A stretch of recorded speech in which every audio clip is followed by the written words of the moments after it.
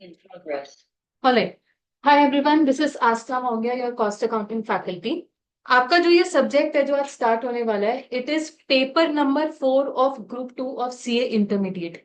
इसका पूरा नाम है cost and management accounting. For simplicity purposes हम इसे कॉस्ट अकाउंटिंग भी बोल देते हैं, कई बार कॉस्टिंग भी बोल देते हैं, बट द पूरा नेम जो इसका है वो है कॉस्ट एंड मैनेजमेंट अकाउंटिंग। अब ये सब्जेक्ट अलग से क्यों है? बिकॉज एक अकाउंटिंग आप पहले भी कर रहे हो, दैट इज फाइनेंशियल अकाउंटिंग। ये सब्जेक्ट अलग से क्यों है, इसका नाम कॉस्ट एंड मैनेजमेंट अकाउंटिंग क्यों है, वो हम सब डिस्कस करेंगे। But first of all, I would like you all to please take a look at the paper pattern of this subject.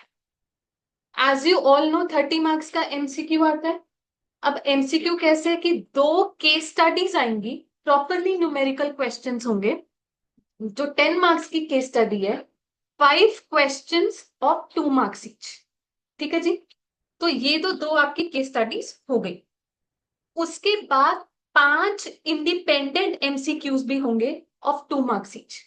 ये न्यूमेरिकल भी हो सकता है और इसमें से एक थ्योरी भी हो सकता है, या ऑल न्यूमेरिकल भी पॉसिबल है। ठीक है जी। उसके बाद जो आपका 70 मार्क्स का डिस्क्रिप्टिव सेक्शन है, उसमें as you all know question number 1 compulsory रहेगा, कैरिंग 14 मार्क्स। अब ये 14 मार्क्स की यूजुअली जो अभी न्यू स्कीम के हमारे पास दो पेपर होकर हटे हैं, मई 2024 और सितंबर 2024, इसकी इसकी बाइफर्केशन ऐसी है, 5+5+4 अलग अलग चैप्टर्स के क्वेश्चन है। और जो ये बाकी के क्वेश्चंस हैं, कितने क्वेश्चन हुए क्वेश्चन नंबर 2 से लेकर 6 तक, कितने क्वेश्चंस बने? 5। आउट ऑफ 5 आपको एनी 4 अटेम्प्ट करने होंगे। लास्ट वाला क्वेश्चन प्योर थ्योरी रहेगा। और जो ये चार हैं, जिनकी टोटल वेटेज तो 14 मार्क्स है, but bifurcation could be anything. 9+5 भी हो सकता है, 8+6 भी हो सकता है, ये 10+4 भी हो सकता है, और 10+4 में वो ये भी कर सकते हैं कि ये 4 मार्क्स का थ्योरी भी बना सकते हैं। So it could be anything. और ये जो आंसर होगी। कौन सी? नहीं बच्चे, अगर आप ये 2, 3, 4 एंड 5 कर रहे हैं तो यू कैन लीव आउट 6। आपको इन 5 में से कोई 4 करने हैं ना। या आप एक न्यूमेरिकल क्वेश्चन छोड़ के 2, 3, 4, 5 में से एक छोड़ के क्वेश्चन नंबर 6 जो प्योर थ्योरी क्वेश्चन है उसको भी अटेम्प्ट कर सकते हैं। अगेन ठीक है, थ्योरी आती है, but majority it is going to be a numerical subject.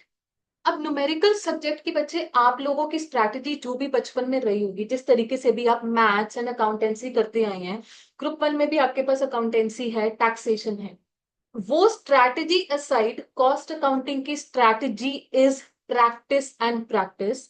मैं on the very first day insist कर रही हूं, ये सब्जेक्ट ऊपर से पढ़ पढ़ के नहीं होगा बिल्कुल भी। आप कितने भी ब्रिलियंट क्यों नहीं होंगे, अगर आप ये सोच रहे हैं कि हमको क्लासेस में कॉन्सेप्ट समझ में आ गया, हमसे होमवर्क भी अच्छे से हो जाया करता था, बट हम टाइम की कमी की वजह से हम सब्जेक्ट को प्रैक्टिस ना करके टेस्ट की तैयारी या एग्जाम की तैयारी हम ऊपर ऊपर से उड़ा के कर ले, बिलीव मी बात नहीं बनेगी। It is going to require multiple practices rather. एक बार भी नहीं हाथ से निकालना, पूरी बुक जो मैंने आपको प्रोवाइड की है इसको कम से कम 2 बार हाथ से निकालना ही निकालना है। मैंने आपको फर्स्ट डे पर ही बता दिया ये, and I can not insist on this point enough, because हम देखते आए हैं, जब मैं इंसिस्ट नहीं करा करती थी, मैं बाय डिफॉल्ट मान के चलती थी न्यूमेरिकल सब्जेक्ट है, हर बच्चा हाथ से प्रैक्टिस करेगा ही करेगा, राइट। तो तकरीबन 1 साल पहले की बात है, एक बच्ची थी हमारे पास, वेरी ब्रिलियंट, उनकी क्लास परफॉर्मेंस बड़ी अच्छी, पार्टिसिपेशन बड़ी अच्छी, होमवर्क उनका हमेशा परफेक्ट हुआ करता था, बट जब एक्चुअली एमटीपीस का टाइम आया, उनके लेस देन 50 मार्क्स आ रहे इन सब्जेक्ट में, जबकि दिस सब्जेक्ट इज समथिंग जिसमें हमारे ही बच्चे का, एसडी कॉमर्स करियर की एक बच्ची है जिनके मार्क्स 98 आ चुके हैं सब्जेक्ट में। बात पोस्टर लगा होगा, श्रुति गोयल नाम है इस बच्ची का। तो मैं ये सोच रही हूँ, ब्रिलियंट बच्चा 50 भी नहीं स्कोर कर पा रहा, उसका कारण बाद में पता चल रहा था, वो पढ़ पढ़ के निकाल रखी है। तो मैंने उनको बोला, बच्चे हाथ से करना शुरू कर दो तो थोड़ी सी इंप्रूवमेंट है। ठीक है जी। तो सभी लोग आज एक प्रॉमिस करेंगे, इस सब्जेक्ट को कभी भी हमने ऊपर ऊपर से नहीं कर। ठीक है जी।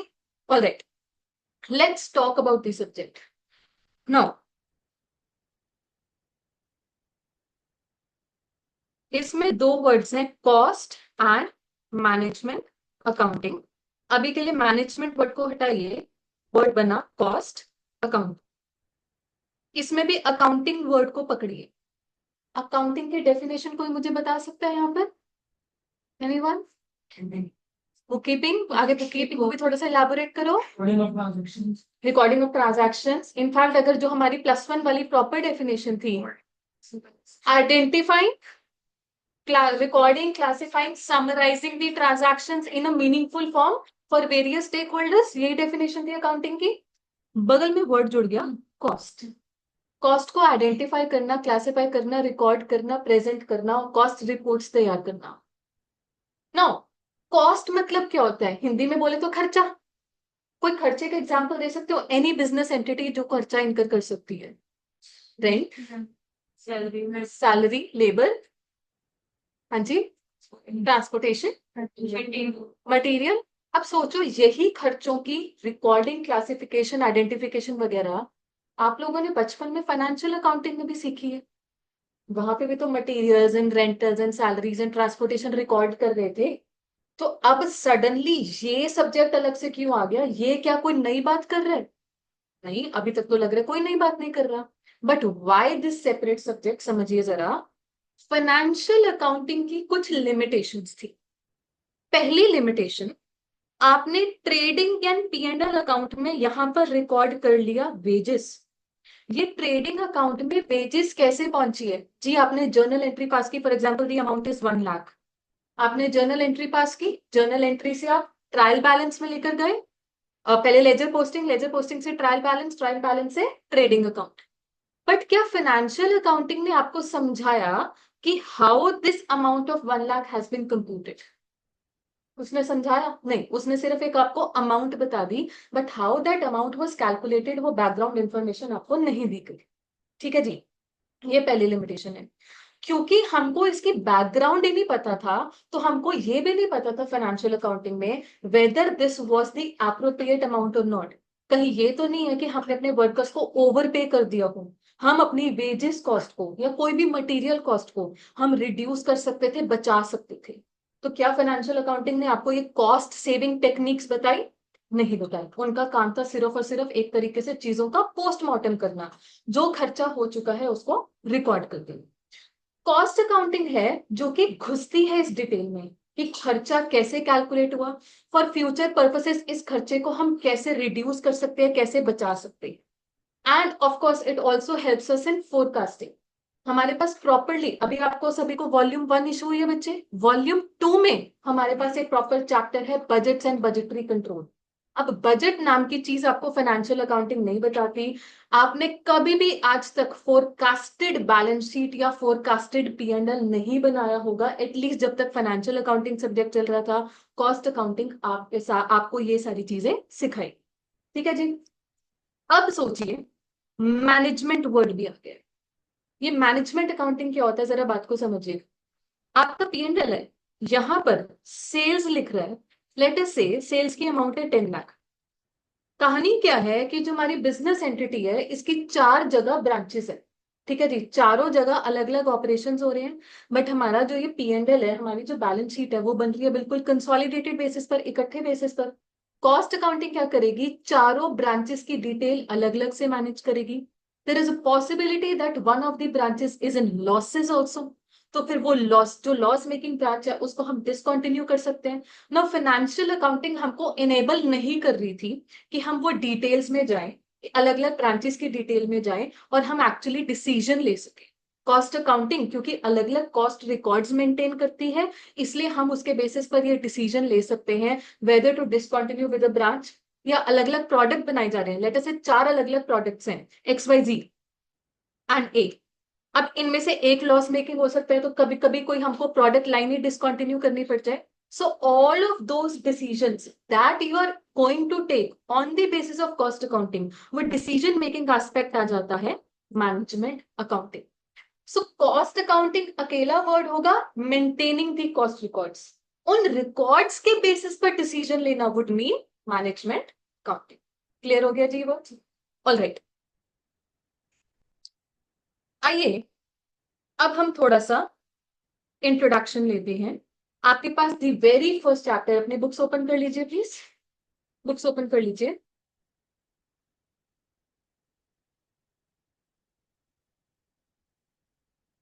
देखिएगा, एट द वेरी टॉप आपको कॉस्ट अकाउंटिंग की डेफिनेशन बताई गई, इसको कुछ क्रैम वगैरह करने की जरूरत नहीं है. The objectives of cost accounting, ascertainment of cost. ऐसा है, हमने अभी अपना प्रोडक्ट बनाना स्टार्ट नहीं किया है, बट हम पहले से ही अपने कॉस्ट एस्टिमेट कर सकते हैं. लेट अस से मुझे एक चेयर बनानी है, तो चेयर को बनाने के लिए मुझे वुड की कॉस्ट कितनी पड़ेगी, वर्कर की वेजेस वगैरह कितनी पड़ेगी, एडवांस में ही कॉस्ट प्रिडिक्ट कर लो, तभी आप उसका सेलिंग प्राइस भी सेट कर पाओगे. सोचिए, आप यहाँ पर कोचिंग लेने आए हैं और आपको पहले से ही हमने फी कोट कर दी है. अब वो फी का ऐसा तो नहीं है कि हाँ जी पहले पढ़ जाओ, बाद में हम अपने खर्चे रिकॉर्ड करेंगे, उसमें अपना प्रॉफिट मार्जिन जोड़ेंगे, बाद में आपको फीस बताएंगे. नहीं, हमने कुछ अपने खर्चे एस्टिमेट किए, उसके हिसाब से हमने कुछ आपको फीस कोट कर दी है. ऐसे ही प्रोडक्ट बनने से पहले ही उसका कॉस्ट एस्टिमेट करना एंड उस पर अपना प्रॉफिट मार्जिन ऐड करके सेलिंग प्राइस डिटरमिन करना, cost accounting will enable you to do this.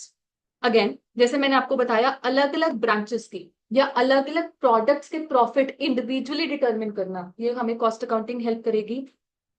Management will assist management in decision making, ये भी मैंने आपको बता दिया.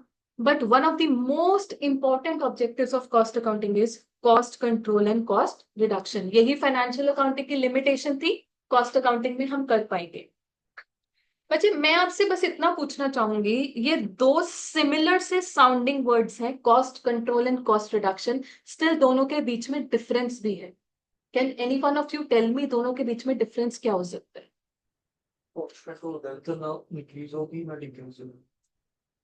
ना इंक्रीज होगी ना डिक्रीज होगी, ठीक है, कॉस्ट रिडक्शन में हम रिड्यूस करेंगे. बिल्कुल ठीक है.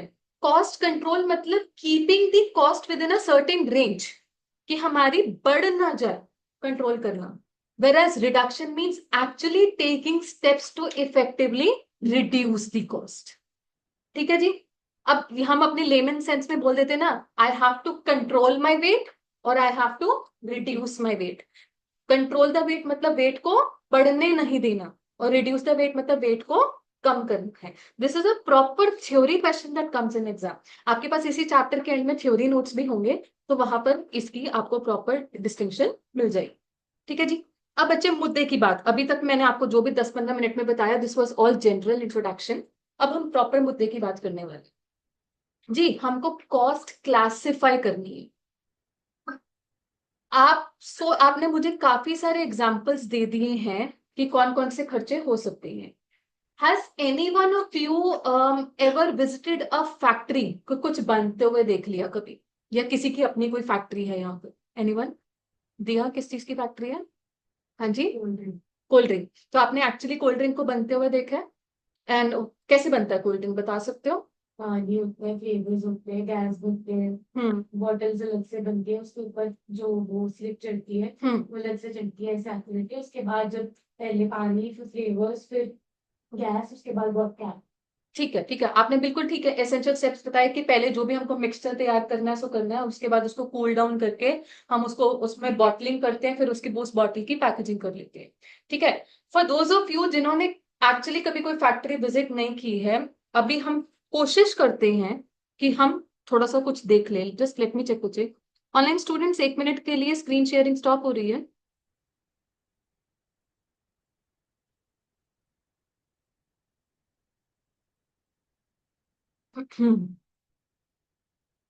Here we go.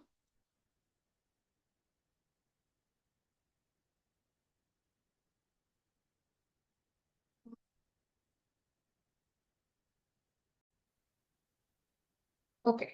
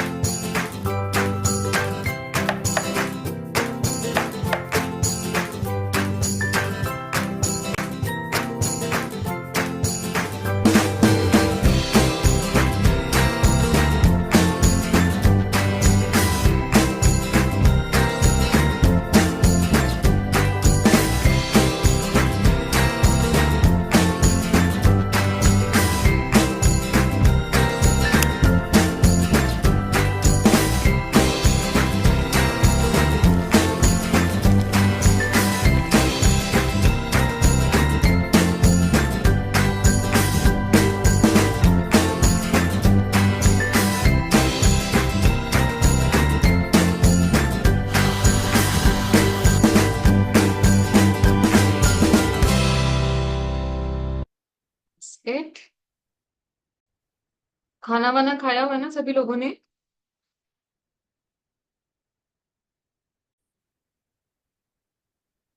सेकंड बच्चे का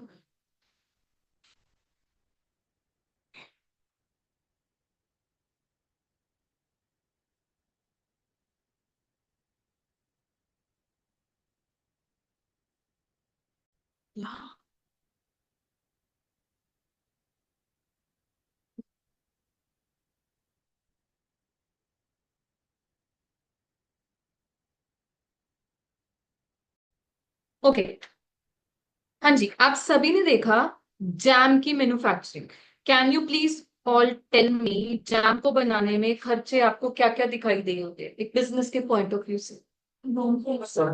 स्ट्रॉबेरी और शुगर, गैस से, अच्छा, और वो वाली gas, cooking gas, water, water था, बॉटल बॉटल बॉटल, और आगे लेबल, और कुछ लेबर, हाथ दिखाई दे रहे थे, लेबर, और मशीनरी, कौन सी मशीनरी? ठीक है, machine. But machine is not a cost, machine is a capitalize cost, हम बोलते हैं मशीन की डेप्रिसिएशन। एनीथिंग एल्स जो कि वीडियो में नहीं दिखाई दिया होगा बट इन जनरल आपको पता होगा कि बनाने में खर्चा लगा है। स्टोरेज, जहां पर काम हो रहा है वहां का रेंट, और इलेक्ट्रिसिटी। हाँ जी, हो गया वो। ठीक, फ्रेट इनवर्ड। अब सोचो, चाहे बड़ी अमाउंट है या छोटी अमाउंट है, the number of items of cost is very extensive. अभी हमने बेयरली 20 to 30% आइटम्स कवर किए हैं, इसके अलावा और भी बहुत कुछ खर्चा होता है। मार्केटिंग, फ्रेट इनवर्ड आपने बताया, तो फ्रेट आउटवर्ड भी होगा। ठीक है जी, आपके पास इन जनरल कोई ऑफिस स्टाफ भी होगा, अकाउंटेंट भी होगा, उसकी सैलरी भी हो जाएगी।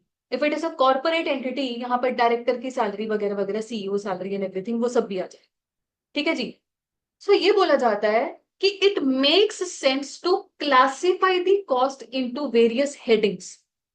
ठीक है, अब वो क्लासिफिकेशन या बाइफरकेशन के बेसिस अलग अलग हो सकते हैं। बेसिस का मतलब, जैसे आपके पास बहुत सारे कपड़े हैं, अब आप कैसे कपड़ों को बाइफरकेट कर सकते हो, क्लासिफाई कर सकते हो? आजकल जो चल रहा होगा हमारे साथ, summer clothes and winter clothes. ठीक है, या हम ऐसे भी क्लासिफिकेशन का एक ये भी बेसिस बन सकता है, घर के कपड़े, बाहर के कपड़े। क्लासिफिकेशन का on the basis of colours भी बन सकता है, कि रेड कलर में अलग कर दूं, ब्लू ब्लैक वगैरह अलग कर दूं। क्लासिफिकेशन का ये भी बेसिस बन सकता है, पुराने कपड़े नए कपड़े, ये भी तो हो सकता है ना। सो वही चीजें हैं, उनको क्लासिफाई करने के अलग अलग क्राइटेरिया या बेसिस हो सकते हैं। ऐसे ही कॉस्ट को क्लासिफाई करने के बहुत सारे बेसिस आपके सिलेबस में कवर्ड हैं। बट पॉइंट की अगर हम बात करें, तो अभी हम आज की क्लास के लिए सिर्फ दो ही बेसिस डिस्कस करेंगे। उनमें से सबसे पहला बेसिस है on the basis of elements. आप सभी के पास बुक में ये ब्लैंक स्पेस है, आपको इसी ब्लैंक स्पेस में मेरे साथ साथ लिखना है। कॉस्ट को बांटिए 3 हेडिंग्स: मटीरियल,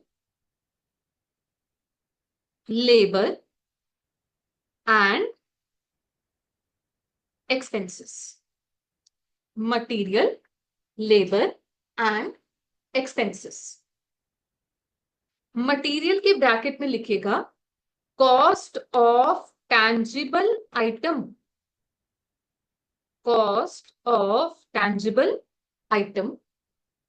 लेबर की ब्रैकेट में लिखेगा कॉस्ट ऑफ ह्यूमन एफर्ट,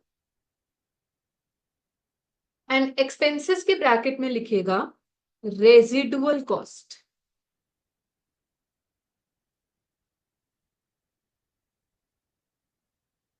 ठीक है जी।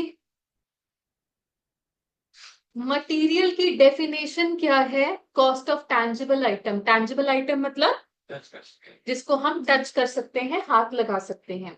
हमारी जैम मेकिंग में आपको मटेरियल कॉस्ट क्या आइडेंटिफाई हुई होगी? स्ट्रॉबेरी। तो आप इसके एग्जाम्पल में एक तो लिखेंगे स्ट्रॉबेरी।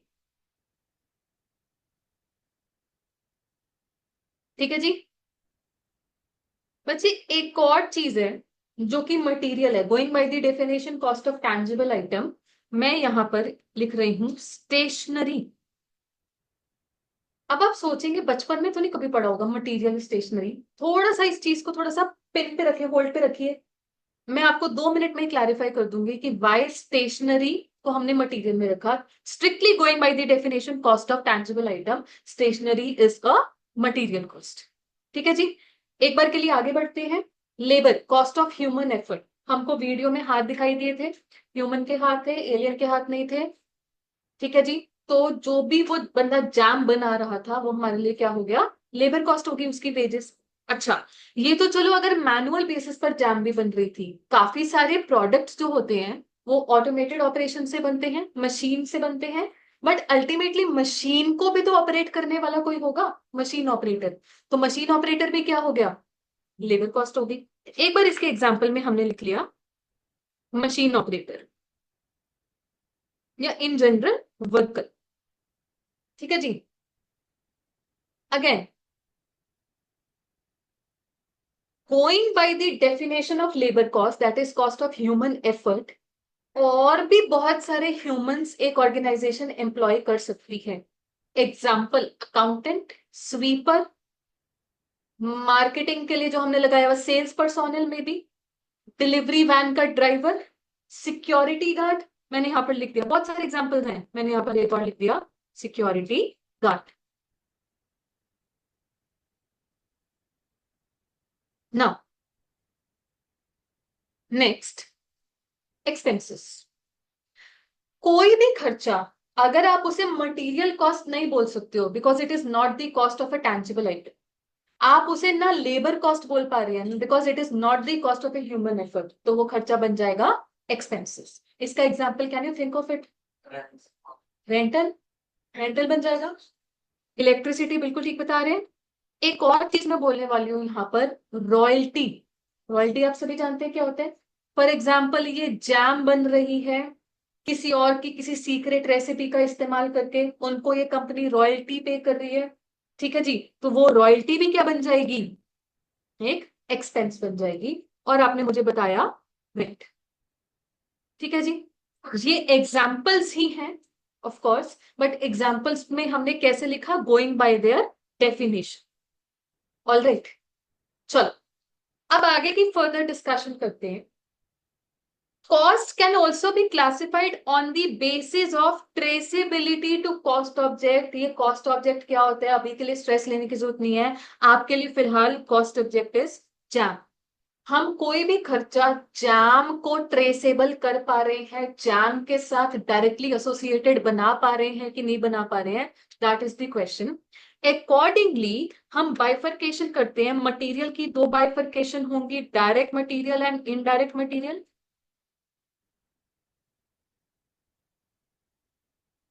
साथ साथ लिखते चलिए, लेबर की बाइफर्केशन, डायरेक्ट लेबर एंड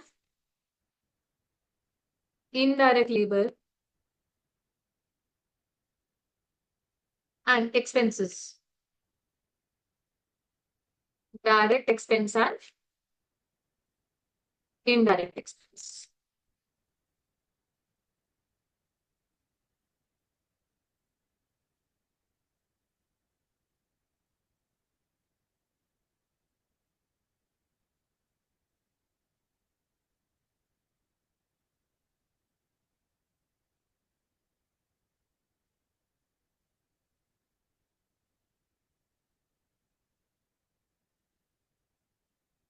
हाँ जी, डिस्कस करें। Going with the technical definition, अगर हम कोई भी मटेरियल जैम को लेकर क्लियर कट आइडेंटिफाई कर पा रहे हैं तो वो बन जाएगा डायरेक्ट मटेरियल। बट अगर कोई भी मटेरियल कॉस्ट है but we can not clear cut identify और ट्रेस इट टू जैम कि हाँ जैम बन रही है इससे ये खर्चा हो रहा है, तो वो बन जाएगा इनडायरेक्ट मटेरियल। ये है टेक्निकल डेफिनेशन। सिंपल वर्ड में बोले, कोई भी मटेरियल जो कि उस फिनिश गुड में जा रहा है वो बन जाएगा डायरेक्ट मटेरियल, और कोई भी मटेरियल है जो कि फिनिश गुड में नहीं जा रहा, फिनिश गुड का हिस्सा नहीं है, वो बन जाएगा इनडायरेक्ट मटेरियल। अब आप सोचो, आपके पास दो एग्जांपल्स हैं ऊपर मटेरियल के, स्ट्रॉबेरी एंड स्टेशनरी। इसमें से कौन सा डायरेक्ट और कौन सा indirect, strawberry.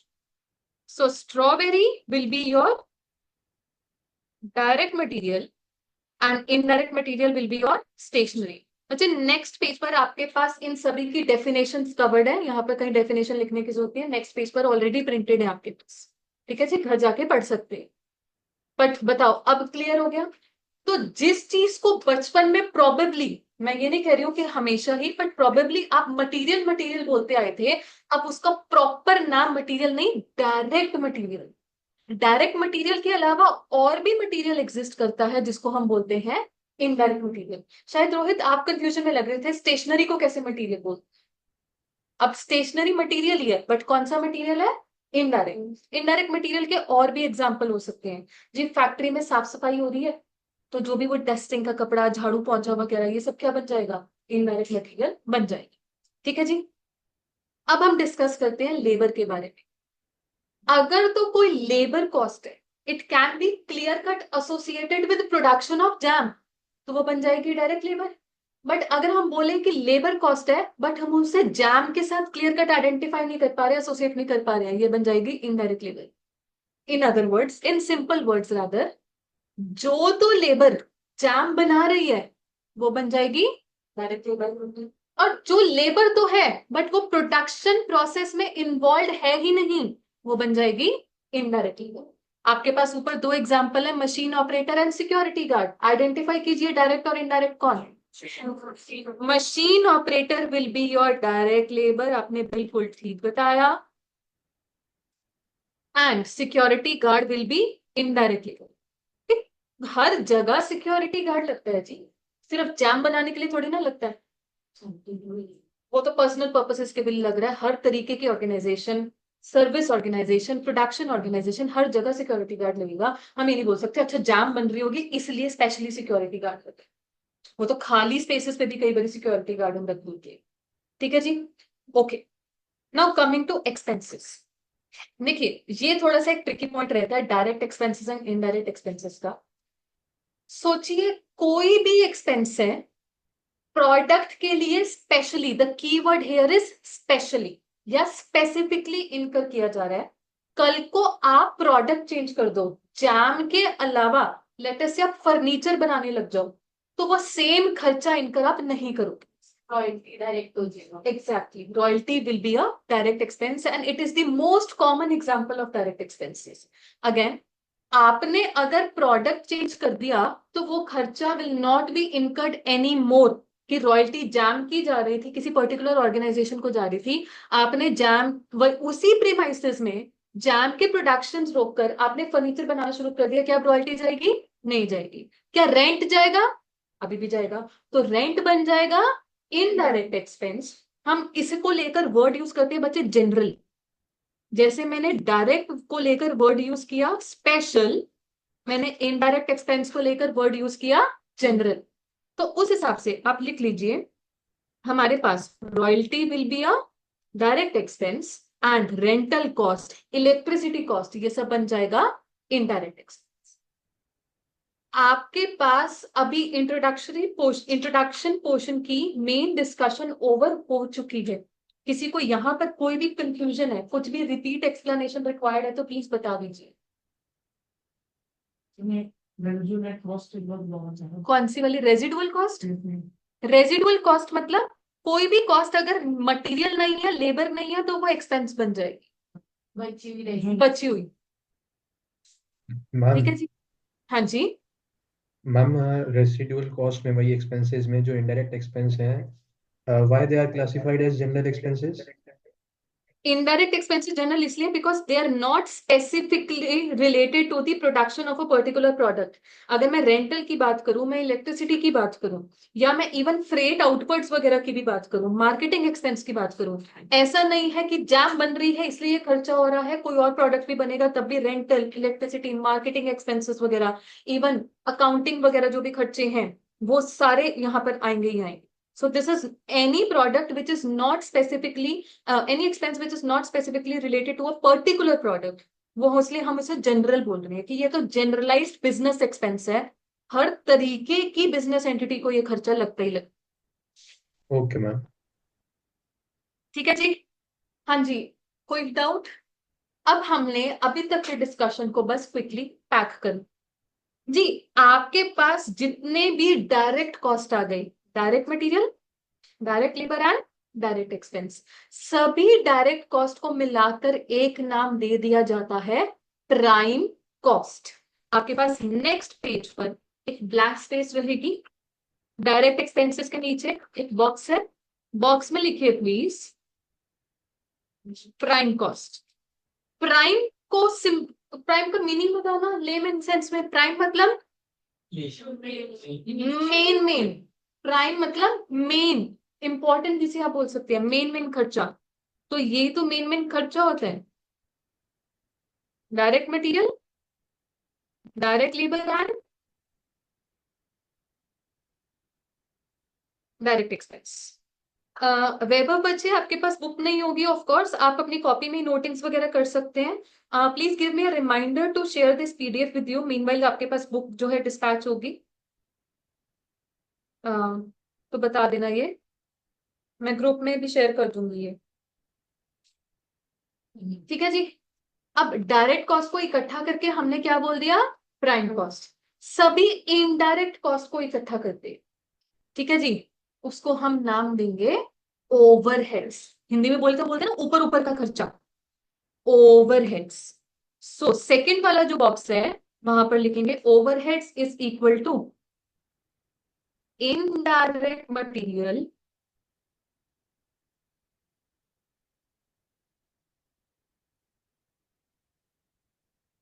And indirect expense, ठीक है जी।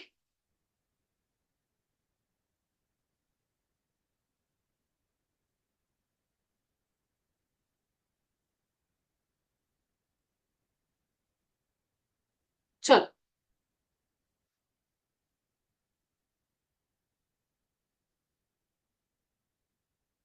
तो सम थिंग्स अब, आपकी कॉस्ट या तो डायरेक्ट होती है या तो इनडायरेक्ट होती है। डायरेक्ट कॉस्ट का दूसरा नाम क्या बन गया, प्राइम कॉस्ट, और इनडायरेक्ट कॉस्ट का दूसरा नाम क्या बन गया, ओवरहेड्स। अब होता क्या है कि लेटस से हमारे पास एक प्रोडक्ट की cost per unit is let's say 1000, ठीक है जी। अब 1000 में से near about 60 to 70% portion will be direct cost prime cost, मतलब 1000 में से तकरीबन तकरीबन 600-700 रुपया प्राइम कॉस्ट होगी।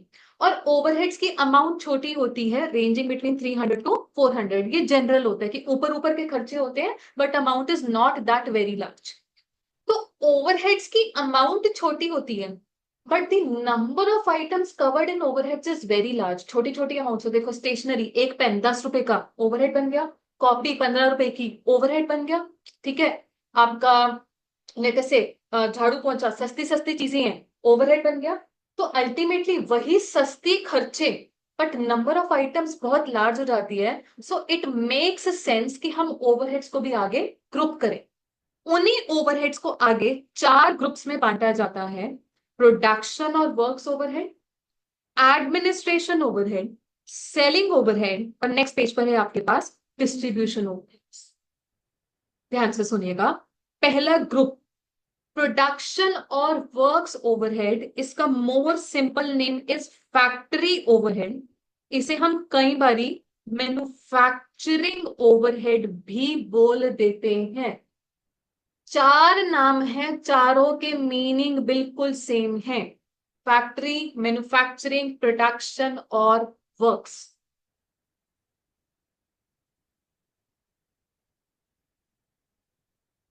तो जी फैक्ट्री प्रीमाइसेस में जो इनडायरेक्ट मटेरियल लग रहा है, इनडायरेक्ट लेबर लग रहा है, इनडायरेक्ट एक्सपेंस लग रहा है, वो बन जाएगा फैक्ट्री ओवरहेड। अब आपको पता होगा कि कई बार फैक्ट्री प्रीमाइसेस से अलग ऑफिस अलग होता है जी। लेटर से एक कंपनी में फैक्ट्री है बद्दी में, हेड ऑफिस चंडीगढ़ में होगा या दिल्ली में होगा, ऐसा पॉसिबल है जी। तो जो भी ऑफिस, देखो ऑफिस एंड एडमिनिस्ट्रेशन नाम भी आ जाता है, खाली वर्ड ऑफिस ओवरहेड्स भी आ जाता है, खाली वर्ड एडमिनिस्ट्रेशन ओवरहेड्स भी आ जाता है। तो जो भी ऑफिस में यूज होने वाला indirect material, indirect labour, indirect expense होगा वो बन जाएगा ऑफिस ओवरहेड्स, ठीक है जी। नेक्स्ट, सेलिंग ओवरहेड्स, प्रोडक्ट की मार्केटिंग एंड प्रमोशन का खर्चा। अगर आपने न्यूज़पेपर में एड दी है ये बन गया इनडायरेक्ट एक्सपेंस। कौन सी नेचर का? सेलिंग ओवरहेड्स का। ठीक है जी। आपके जो भी सेल्स पर्सोनल है उनकी सैलरी, मतलब इनडायरेक्ट लेबर है, बट कौन से ओवरहेड है? Selling overhead. तो प्रोडक्ट की मार्केटिंग एंड प्रमोशन का खर्चा। एंड डिस्ट्रीब्यूशन ओवरहेड्स मतलब प्रोडक्ट का फाइनल डिस्पैच एंड डिलीवरी का खर्चा। डिलीवरी वैन की डेप्रिसिएशन हो गई। आपके पास कोई भी लेट अस से जो आपका फ्रेट आउटवर्ड जिसे हम बोलते हैं वो हो, जहां पर कवर्ड हो जाएगा। डिलीवरी पर्सोनल है, उनकी वेजेस वगैरह। ठीक है जी। ओके, 4 ग्रुप्स है, चारों के मीनिंग सेपरेटली क्लियर हो गए। भले ही अभी नाम याद नहीं है, पर चारों के मीनिंग क्लियर हो गए हैं। कई कई जगह सेलिंग ओवरहेड्स और डिस्ट्रीब्यूशन ओवरहेड्स को इकट्ठा नाम भी दे दिया जाता है, सेलिंग एंड डिस्ट्रीब्यूशन। होता क्या है, पुराने जमाने में इकट्ठा नाम दे दिया जाता था। जो अभी मॉडर्न टेक्निक्स हैं वो सेलिंग ओवरहेड्स अलग आइडेंटिफाई कर रही हैं और डिस्ट्रीब्यूशन अलग आइडेंटिफाई कर रही है, क्योंकि मीनिंग भी दोनों के अलग अलग है। बट जो पुराने जमाने के क्वेश्चन अभी तक हमारी बुक्स में भी चलते आ रहे हैं, वहां पर इकट्ठा नाम हमें सेलिंग एंड डिस्ट्रीब्यूशन भी दिखाई दे सकता है। ठीक है जी। ना टू पैक थिंग्स अप, बच्चे आपके फाइनेंशियल अकाउंटिंग में मेन स्टेटमेंट क्या होती थी? ट्रायल बैलेंस बनाते थे, trading P and balance sheet. ऐसे ही one of the main statement that we prepare in cost accounting is called cost sheet. Cost sheet की डेफिनेशन ही यही है, it is the statement that details the bifurcation and buildup of cost. Total cost है, उसकी क्या क्या bifurcation है, या इन अदर वर्ड्स किन किन खर्चों को ऐड करके टोटल कॉस्ट बिल्डअप हमारा हो गए। Let's go through the cost sheet once. जी सबसे पहले सारे डायरेक्ट खर्चे ले लो, direct material, direct labour and direct expense. तीनों को मिलाकर अभी अभी हमने सीखा क्या नाम बैठता है जी? Prime cost. प्राइम कॉस्ट आ गया। अब प्राइम कॉस्ट के अलावा और कौन से खर्चे होते हैं? इनडायरेक्ट। इनडायरेक्ट मतलब ओवरहेड्स। बट ओवरहेड्स के भी हमने ग्रुप सीखे थे। एक एक करके ग्रुप ऐड करोगे कि जी प्रोडक्ट बन रहा है फैक्ट्री में, सबसे पहले ऐड करो फैक्ट्री ओवरहेड्स।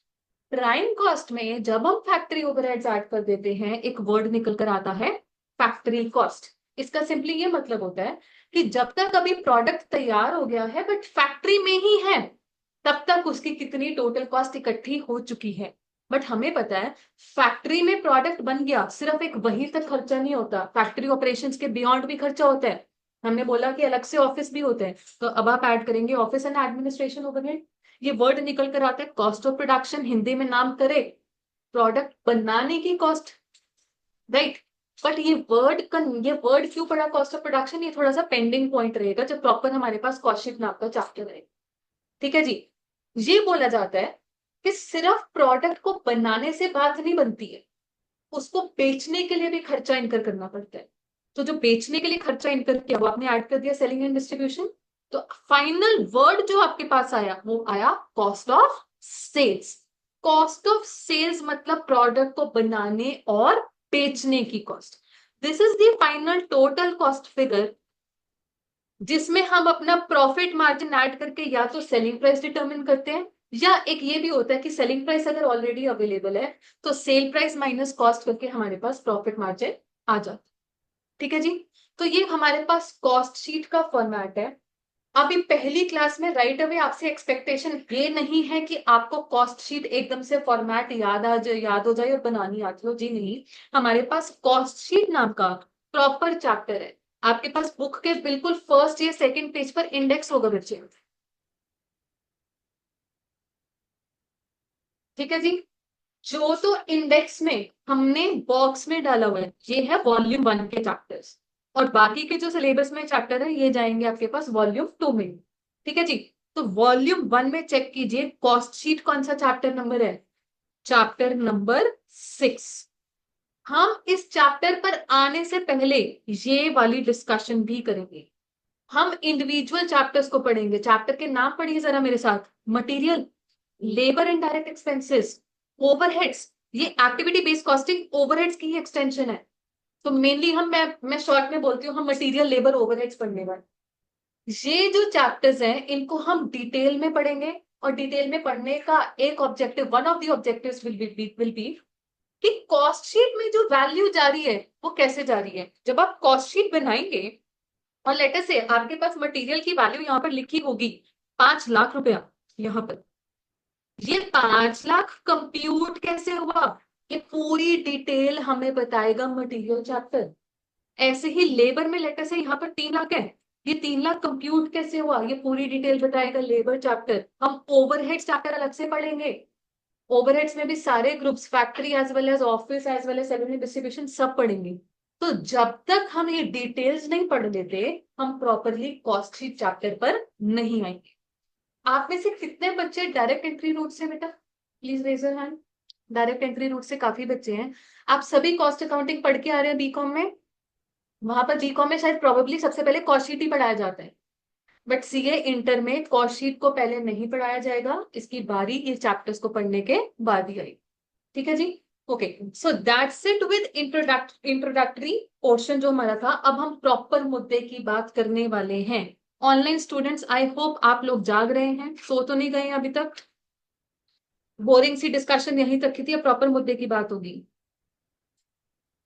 चलो जी बच्चे, हम पहले, लगता है सो गए हैं, नो रिस्पॉन्स। मैम हम जाग रहा पहले हूँ। जाग रहे हैं, वैभव तो जाग रहे हैं, ओके गुड टू नो वैभव। हम पहले डिस्कस करने वाले हैं labour and direct expenses, chapter number 3। Please अपनी बुक्स में ओपन कर लीजिए। गुड टू नो यशिका, आप भी जाग रहे हैं। हम पहले लेबर चैप्टर कवर करेंगे। हाँ जी, पेज नंबर 3.1। ओके, मिल गया सभी को। लेबर चैप्टर को डिटेल में पढ़ने का ऑब्जेक्टिव क्या रहेगा, अभी अभी मैंने आपको बताया कि कॉस्ट शीट में लेबर कॉस्ट की वैल्यू पहुंच रही है, तो कैसे पहुंच रही है। दूसरा ऑब्जेक्टिव ये रहेगा, ये पता करना क्या हम कहीं पर लेबर कॉस्ट बचा सकते हैं, कॉस्ट सेविंग कर सकते हैं। ठीक है जी, 2 ऑब्जेक्टिव्स हैं।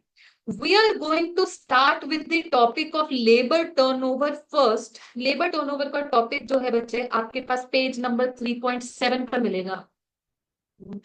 पेज नंबर 3.7 प्लीज, मिल गया है जी, ओके। वैभव मैं अभी शॉर्टली आपके साथ पीडीएफ शेयर कर देती हूँ, मीनवाइल अभी आप बात को समझते रहिए। बच्चे टर्नओवर वर्ड है ना, इससे ये नहीं समझना कि ये टर्नओवर सेल वैल्यू रेवेन्यू, ये वो टर्नओवर नहीं है। या जो बचपन में क्लास 12th में रेशियोज पढ़ी थी, एसेट्स टर्नओवर रेशियो या कैपिटल टर्नओवर रेशियो, ये वो भी नहीं है। टर्नओवर का मतलब समझने के लिए पहले मुझे बताइए, क्या यहाँ पर किसी की फैमिली में कोई गवर्नमेंट जॉब में है। ओके, कौन है, फादर है, ठीक है। और कब से है वो गवर्नमेंट जॉब में, 25 years। And is he planning to leave that job soon, retirement पे छोड़ेंगे, ठीक है। बाकी किसी की फैमिली में कोई है कॉर्पोरेट या प्राइवेट जॉब में, गवर्नमेंट में है, कौन है, वो भी काफी टाइम से है, और वो भी रिटायरमेंट पे छोड़ेंगे, ठीक है ठीक है। कोई, अच्छा अब मेरा दूसरा क्वेश्चन, कोई यहाँ पर प्राइवेट जॉब्स या कॉर्पोरेट जॉब्स में है किसी की फैमिली में, दिया कौन है, मेरा भाई जॉब करना, कुछ दिन छोड़ दीजिए। छोड़ दी अब, ठीक है ठीक है। और कोई, हाँ जी कौन है, फादर है, कितने साल से है, काफी time. And when does he plan to leave it, daily बोलते हैं, ऑफ कोर्स आई अंडरस्टैंड। आप भी बता रहे थे बच्चे, फादर है, कब से है, काफी टाइम हो गया, बट लास्टली बीआरएस बीआरएस ली थी, ठीक है। What kind of private job was it, may I ask. Proper नहीं पता है, बट कैडबरी में थे, कैडबरी, ठीक ठीक, nice nice nice, okay okay, ठीक है।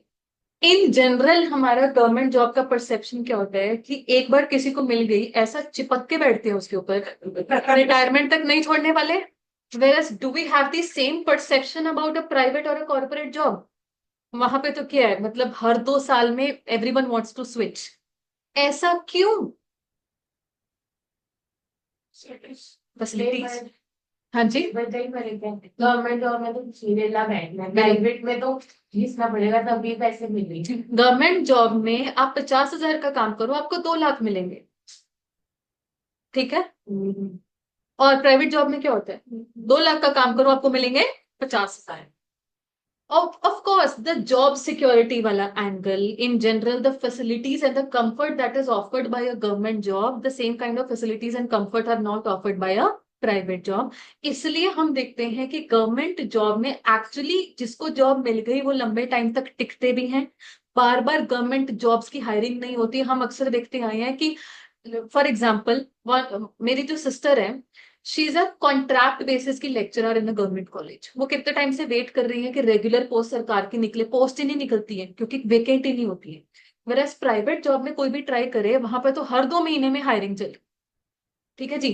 तो यही कॉन्सेप्ट है लेबर टर्नओवर का. लेबर टर्नओवर का सिंप्लीफाइड लैंग्वेज में मीनिंग आना और जाना है. मैं आपको अपनी बात बताती हूँ. My articleship was in one of the big fours, पीडब्ल्यूसी. आप सभी ने नाम सुना होगा पीडब्ल्यूसी का. ओके. तो हुआ क्या था, जो मेरा, टू बी ऑनेस्ट बच्चे, आप कभी भी मुझसे आज पूछोगे या इन फ्यूचर भी पूछोगे कि मैम बिग फोर में हायरिंग कैसे होती है, मेरा आज भी सेम स्टांस है. जब तक आपका जैक या रेफरेंस नहीं है वहां पर चांसेस है थोड़े से स्लिम. मैं इम्पॉसिबल नहीं बोलूंगी, but strong chances will only be जब आपके पास कोई रेफरल होगा.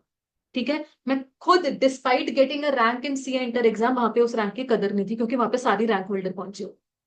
तो सिर्फ और सिर्फ रेफरेंस के बेसिस पर मेरे को वहां पर हायर किया गया था.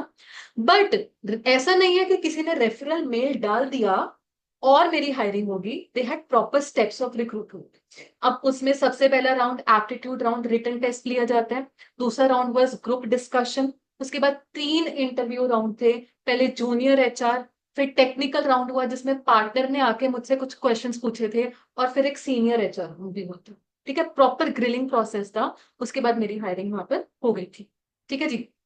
जब हायरिंग हो गई तो मुझे बोला गया कि on this particular date you have to report in building number 8B of DLF cyber city. कभी भी कोई बच्चा गुड़गांव जाएगा, एंट्री पे ही है, एम्बियंस मॉल के बगल में ही है. साइबर हब बोल देते हैं आजकल, साइबर सिटी नाम हुआ करता था. वहां पर ऊंचे ऊंचे टावर्स हैं. तो वहां पर फ्लोर नंबर 8 था, सॉरी फ्लोर नंबर 7 था और बिल्डिंग नंबर 8B. वहां पर मुझे बुलाया गया था. डे 1 पर क्या होता है, normally orientation process, what is पीडब्ल्यूसी ऑल अबाउट, कैसे ये फाउंड की गई थी, कहाँ कहाँ दुनिया में फैली हुई है, what are the mission and vision वगैरह वगैरह. और डे 1 पर ही हमारा स्टाइपेंड के लिए बैंक अकाउंट खुलवा दिया गया था. आईडी कार्ड के लिए पिक्चर्स वगैरह ले ली गई थी. एंड ऑल्सो द खटारा से laptop was also issued on the same. ठीक है. उसके बाद डे 2 पर मुझे बोला गया कि you actually report to your proper work station. That was in separate building, वही सेम साइबर सिटी में 3-4 बिल्डिंग छोड़कर थी, बिल्डिंग नंबर 10C. ठीक है जी. उसके ने 18th फ्लोर पर मुझे बुलाया. 18th फ्लोर पर मेरा वर्क स्टेशन था. वहां पर मुझसे प्रॉपर मेरी टीम के साथ इंट्रोड्यूस करवाया गया और मेरा काम वहां से शुरू हो गया. कैसे, मेरी फील्ड थी बच्चे ट्रांसफर प्राइसिंग. ट्रांसफर प्राइसिंग जैसे बोलते हैं ना कि आर्टिकलशिप हमें ऑडिट में करनी है या टैक्स में करनी है ना. ऑडिट टैक्सेशन का भी very specific section, section number 92 इन इनकम टैक्स, जो कि आप सीए इंटर में पढ़ते भी नहीं हो, सीए फाइनल में पढ़ते. छोटा सा सेक्शन है, बट इसकी एक्चुअली प्रैक्टिकल इम्प्लीकेशन है सो वास्ट कि एक सेपरेट डिपार्टमेंट था. बिग फोर, हर बिग फोर में आपको सेपरेट डिपार्टमेंट मिलेगा, transfer pricing department. So it is not corporate income tax और individual income tax. Income tax का छोटा सा सेक्शन है ट्रांसफर प्राइस. ठीक है. तो शुरू के 2-3 महीने में तो मुझसे बिल्कुल ऐसे बड़े मीनियल से काम, प्रिंट कर दो, स्कैन कर दो, स्टेपल कर दो, फाइलिंग कर दो, कैबिनेट की डस्टिंग कर दो, ये सब काम करवाए गए थे. हाँ, डस्टिंग. प्रिंसिपल कहते हैं मेरे बच्चे की स्कूल की फीस का डिमांड ड्राफ्ट बना लो, बाद में चॉकलेट भी दे दी थी, बट कुछ भी. हाँ, तो ये वाले काम करवाए गए. शुरू शुरू में तो ऑब्वियसली कुछ नहीं सिखाया गया. फिर धीरे धीरे द बेसिक एक्सेल वाली चीजें सिखानी शुरू की. हुआ क्या कि शुरू के 1 महीने में एक मेल आती है कि पिछले 1 महीने में गुड़गांव लोकेशन, मेरी गुड़गांव लोकेशन थी, तो जितने भी न्यू रिक्रूट्स है, चाहे वो ट्रांसफर प्राइसिंग के हैं, चाहे वो इनडायरेक्ट टैक्सेशन के हैं, चाहे वो डायरेक्ट टैक्सेशन के, चाहे ऑडिटिंग के हैं, चाहे वो आर्टिकल है, चाहे वो पार्टनर है, किसी भी डेजिग्नेशन के, बस जितने भी पीडब्ल्यूसी के न्यू हायर्स है ना, गुड़गांव में ही एक होटल था जो यहाँ पे भी है, रिजेंटा. रिजेंटा में आ जाओ और ओरिएंटेशन है. ओरिएंटेशन के नाम पे क्या, गेम्स वगैरह खिलाई, लंच वंच करा दिया, कुछ एक्टिविटीज करवा दी. बेसिकली दी ऑब्जेक्टिव वाज कि थोड़ा सा जेल अप होए, ये ना हो कि ट्रांसफर प्राइसिंग वाले ट्रांसफर प्राइसिंग के साथ ही मिक्सअप हो रहे हैं, थोड़ा इंटर डिपार्टमेंटल कनेक्शंस भी बने, networking. But us being articles, बच्चे ही थे हमारे लिए, तो मतलब पता क्या था, खाना पीना 5 स्टार होटल में जा रहे हैं यार, खाना पीना गेम्स वेम्स हो रही है, ऐश है, and that too on a working day also, बढ़िया यार, ठीक है।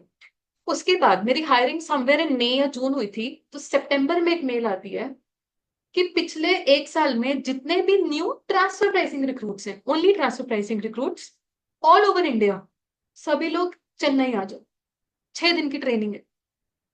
ट्रेनिंग में मतलब अब सोचो, चलो मैंने तो कुछ खास नहीं सीखा, बट एक्चुअली जो प्रॉपर सीनियर डेजिग्नेशन वाले लोग थे, वो तो 6 महीने में पूरा पी चुके थे ट्रांसफर प्राइसिंग क्या होती है। स्टिल उन लोगों की फॉर्मेलिटी पर्पस एक ट्रेनिंग थी।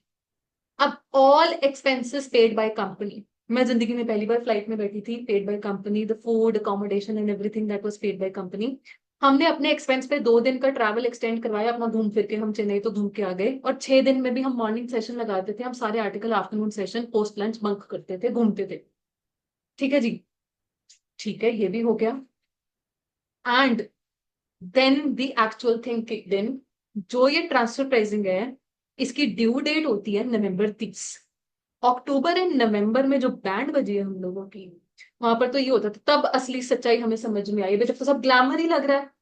उसके बाद असली सच्चाई ये थी कि ये बोला गया था, you can not afford to fall sick. आपको अगर आप बीमार भी हो, आपको कोई सिक लीव नहीं मिलेगी। अगर आप सुबह 8 बजे आ रहे हो तो वापस जाने का कोई टाइम नहीं है, रात के 12-1 बज रहे हैं, वीकेंड्स ऑफ कोर्स वर्किंग है। बीच में दिवाली आई थी, दिवाली पे भी वर्क फ्रॉम होम चल रहा है, even on the way back home तब भी कार में बैठ के लैपटॉप पे काम किया जा रहा है। This is the actual reality, जो आज की डेट में मीडियोकर फर्म्स में भी है। ठीक है, this is the fact. But हुआ क्या कि जैसे जैसे टाइम बीतता गया, somehow I was doing very well at my work, but somehow my health issues started kicking in, and they got so severe that I had to take a decision to leave PwC and come back home. मैं short में बता रही हूँ, but 2 साल बीत चुके थे मेरी आर्टिकलशिप को, एंड बेसिकली आर्टिकलशिप ट्रांसफर के rules are very very strict. आप ऐसे ही ट्रांसफर नहीं ले सकते हो, you have to have proper reasons. मेरे पास प्रॉपर सारे मेडिकल रिकॉर्ड्स भी थे, एंड मेरा ultimately even those people also understood कि यार थोड़ा ज्यादा बीमार चल रही है, सो लेट हर गो। तो उन्होंने मुझे जाने दिया, शांति से सबको जाने दिया, एंड आई केम बैक। अब जितनी हमारी फॉर्मेलिटीज एंट्री के टाइम पर थी, उससे ज्यादा रिग्रेस एग्जिट के टाइम पर थी। It is something called exit interview. हाँ, एग्जिट इंटरव्यू होता है। क्यों जा रहे हो, क्यों जा रहे हो, फीडबैक तो नहीं देना। अब ऑब्वियसली कोई भी क्यों बोल के जाएगा कि तंग होके जा रहे, मेरा तो खैर मेडिकल रीजन था, बट किसी और का भी एग्जिट इंटरव्यू होगा, क्या बोलेंगे, नहीं we want to move on, we क्या बोलेंगे, मतलब बुराई तो कोई करके जाएगा नहीं ना। एंड ऑफ कोर्स अपना आईडी कार्ड सरेंडर करना, लैपटॉप सरेंडर करना। लैपटॉप सरेंडर करने में भी proper you need to tell those people कि अब इसका हैंड ओवर आप किसको दे रहे हो, बिकॉज योर लैपटॉप में कंटेन इंपॉर्टेंट ईमेल्स और इंपॉर्टेंट रिकॉर्ड्स, वो कहीं लॉस्ट ही ना हो जाए कि जब आपका अकाउंट डीएक्टिवेट कर रहे हैं, हैंड ओवर किसको देकर जा रहे हो टीम में, एंड वगैरह वगैरह वगैरह। सो जिस जो मेरा लास्ट डे था और मैं ये सारी फॉर्मेलिटीज कर रही थी, also one of the very important formality, you need to sign an undertaking that you will not reveal confidential information about your clients to anyone outside पीडब्ल्यूसी, ऑफ कोर्स। तो इसकी भी अलग से ट्रेनिंग थी। सो जब लास्ट डे था, मैं बिल्डिंग 8B में थी to complete my formalities, HR के पास बैठी थी और सामने देख रही थी कि वो ओरिएंटेशन रूम जिसमें नए बकरे आए हुए थे।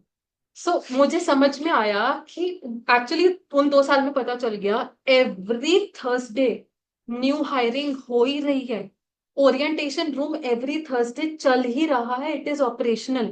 हर महीने वो रिजेंटा होटल में कुछ ना कुछ चल रहा है। साल में एक बार ट्रांसफर प्राइसिंग ट्रेनिंग होनी होनी है, न्यू रिक्रूट्स हैं ही हर साल के।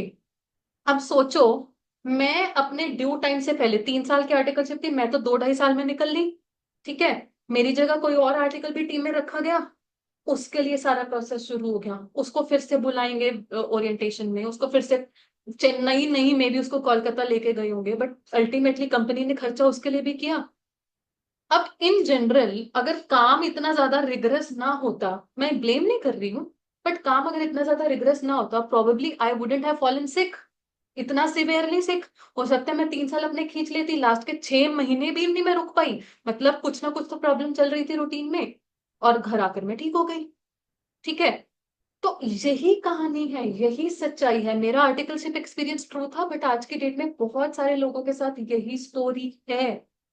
जितने भी लोग हैं प्राइवेट ऑर्गेनाइजेशन में, वेरी रेयर चांसेस उनके फादर टिक गए हैं कैडबरी में। May be Cadbury is offering very good services, very comfortable है, वो सब कुछ है, बट अदरवाइज 2-3 साल मैक्सिमम रहता है। 10 साल 15 साल वाला सीन आज की डेट में नहीं बचा है, specially in consultancy organisations like big force.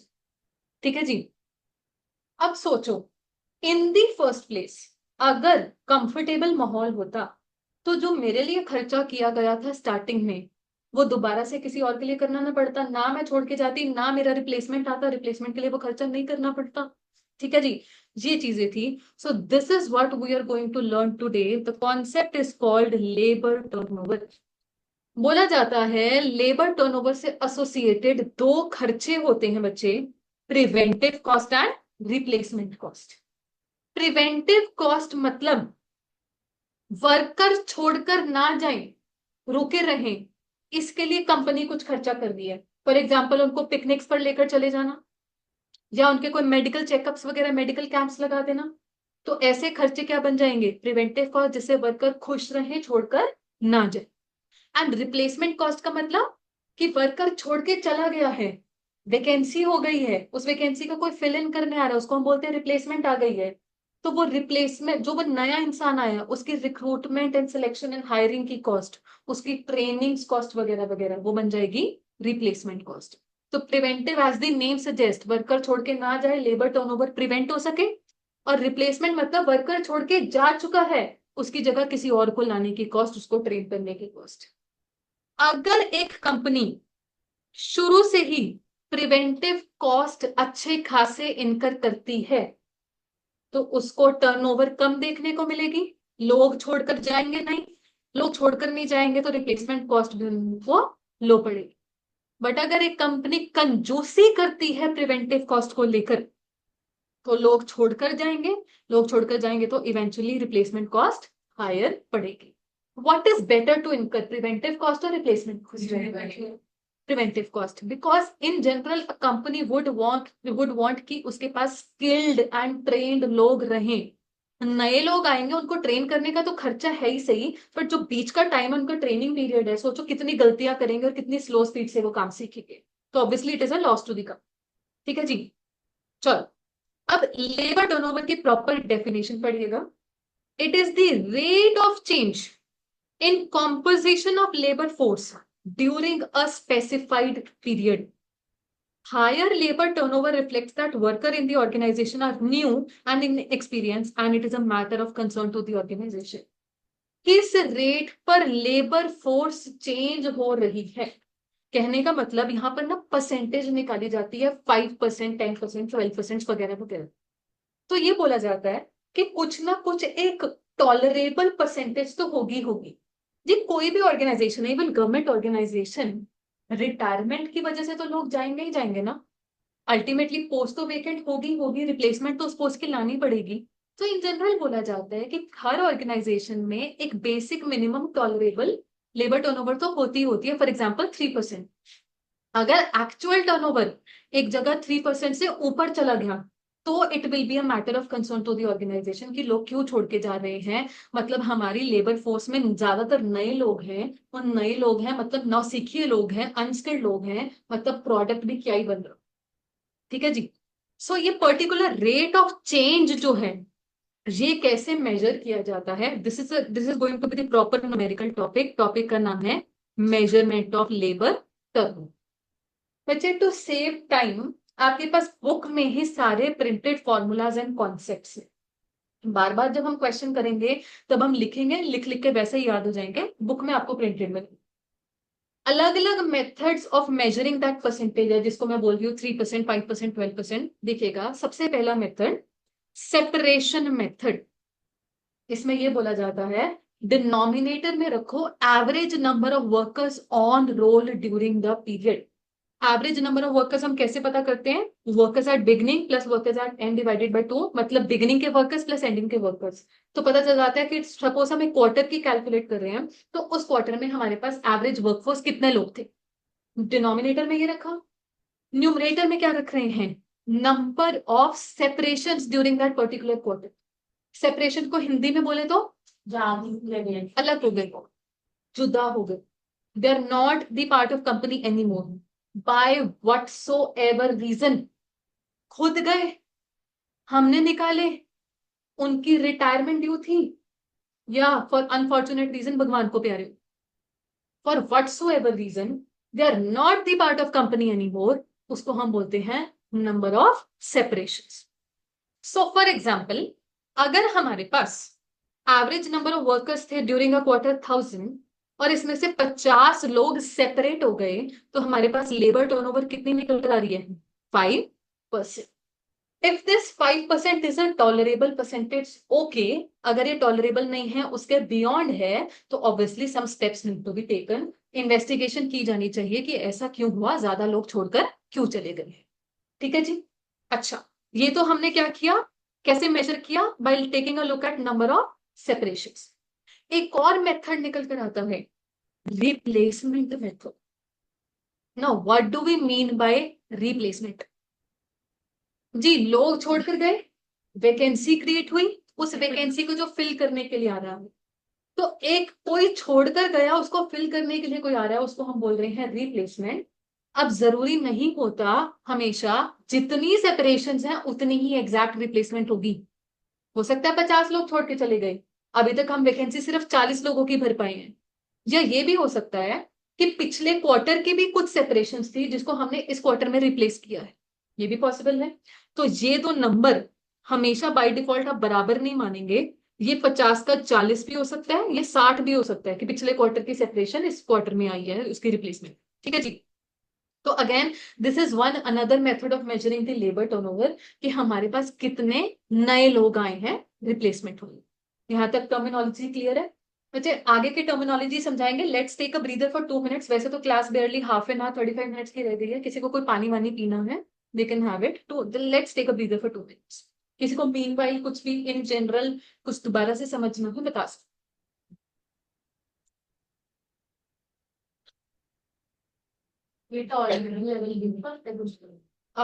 वैसे क्वेश्चन ऐसे नहीं आता, क्वेश्चन मेनली आता है व्हाट इज द परसेंटेज। सीधा बताओ कि लेबर टर्नओवर है। हमें कैसे पता लगेगा ये ठीक है नहीं? अच्छा, by comparing it with the industry average, ये भी हो सकता है। हाँ, अगर कोई कमेंट, बेसिकली इस टॉपिक में कमेंट वाला क्वेश्चन आता नहीं है, बट अगर आ भी गया तो they will give you additional information. ऐसा है, अलग अलग आएगा, बिल्कुल सेपरेशन मेथड से अलग आएगा, लेबर से अलग आएगा। थिंग इज, अगर इंडस्ट्री फॉलो कर रही है separation method, so we should also calculate it by separation method. या हमने ही अपने पिछले साल में कभी रिप्लेसमेंट मेथड फॉलो किया है, तो इट मेक सेंस टू कि कंपैरिजन पर्पस के लिए अभी भी हम रिप्लेसमेंट मेथड ही फॉलो करें। सो ये पॉसिबल है कि हो सकता है कि सर्विस ऑर्गेनाइजेशन है, वो रिप्लेसमेंट मेथड देख रही है, कोई और ऑर्गेनाइजेशन है, लेट अस से फर्नीचर मैन्युफैक्चरर है, वो सेपरेशन मेथड देख रही है, तो ऐसा भी हो सकता है।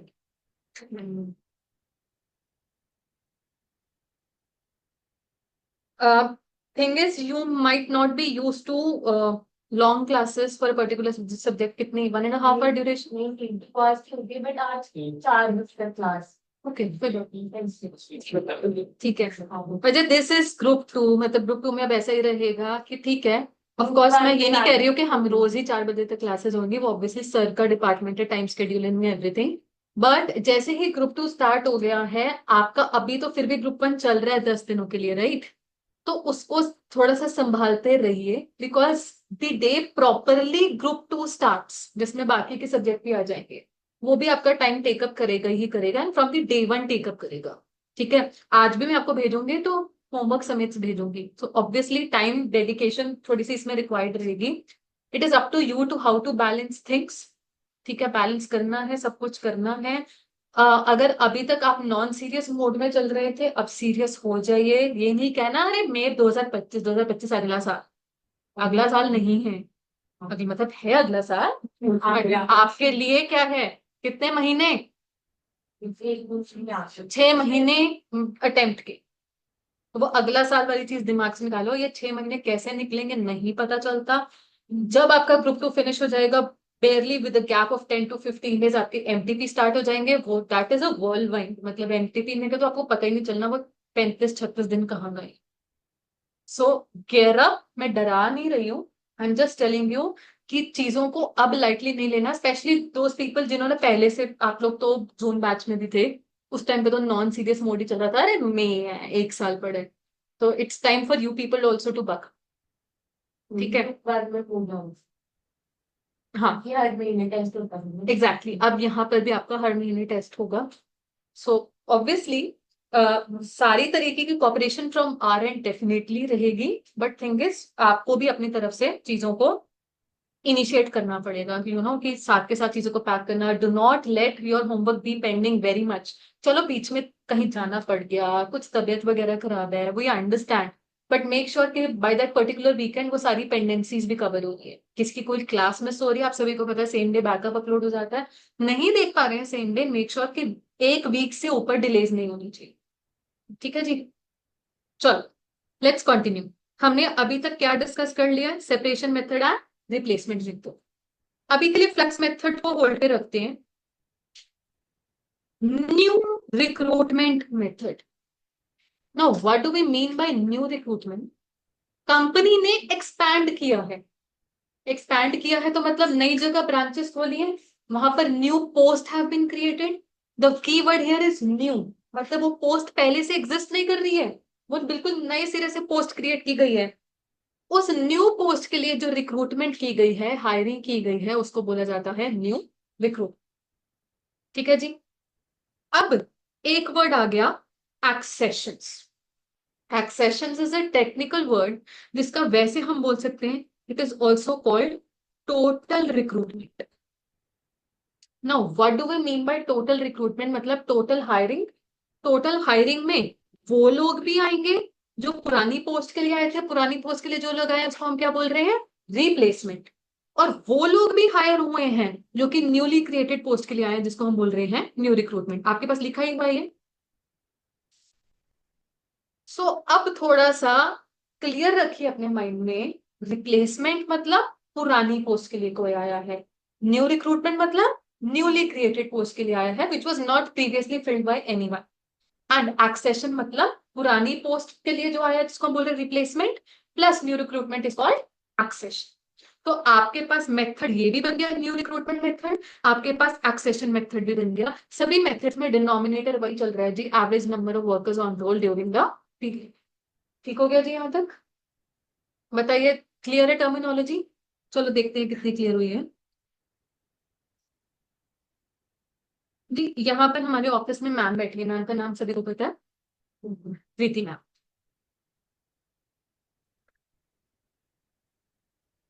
मान लीजिए Preeti ma'am has found a better job opportunity and she has to leave SD commerce career, and उनकी जगह हमको किसी को हायर करना पड़ गया। हायर करने वाले बंदे का नाम रख देते हैं एंजल प्रिया।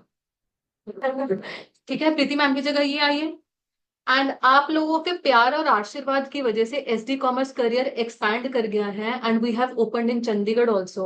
एंड वहां पर भी हमने 2 कोऑर्डिनेटर्स हायर की हैं। Let's call those coordinators Katrina और आलिया। मुझे और कोई नाम क्यों नहीं याद आ रहे, एनीवे। ठीक है जी, कहानी समझ में आई है?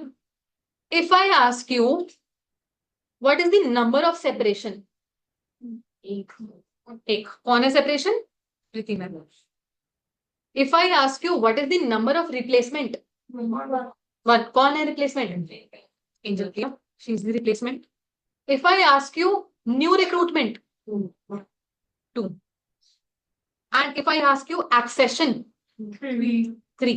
Accession का मतलब क्या होता है? टोटल हायरिंग, कितने लोगों ने हमें ज्वाइन किया, चाहे वो ज्वाइन किया किसी की जगह या वो ज्वाइन किया ड्यू टू एक्सपेंशन। क्लियर है ये सभी को? Absolutely clear to all? ठीक है जी। नाउ एक जो हमने मेथड पेंडिंग छोड़ा था, फ्लक्स मेथड। फ्लक्स मेथड क्या कहता है कि न्यूमरेटर में आप लोगों के नंबर ऑफ सेपरेशंस भी, नंबर ऑफ रिप्लेसमेंट्स भी, और नंबर ऑफ न्यू रिक्रूटमेंट्स भी। मुझे बताओ रिप्लेसमेंट और न्यू रिक्रूटमेंट को मिलाकर हम क्या बोल सकते हैं? एक्सेशन। इसलिए number of separation plus number of accessions भी हम बोल दिया करते हैं। ठीक है जी। ऑफ कोर्स इसमें से कुछ ना कुछ डबल काउंटिंग वाला एलिमेंट रहेगा। There is a possibility same quarter में सेपरेट हुए और उनकी जगह नए लोग भी आ गए, एक पर्टिकुलर डेजिग्नेशन की डबल काउंटिंग हो गई, but still this method is accepted. The reason being again कि फॉर कंपैरिजन पर्पसेस अगर इंडस्ट्री फॉलो कर रही है फ्लक्स तो हमें भी फॉलो करना है फ्लक्स, या हिस्टोरिकली हमने फॉलो किया हुआ फ्लक्स तो हम आगे भी कंटिन्यू करेंगे फ्लक्स मेथड के साथ। ठीक है जी। फ्लक्स मतलब सब कुछ मिला दो, ऐड कर। Got it? All terminology is absolutely clear. I want you all to go through the methods once again. 5 method है जी हमारे पास। फॉर्मूलाज क्लियर कट माइंड में बिठा लीजिए।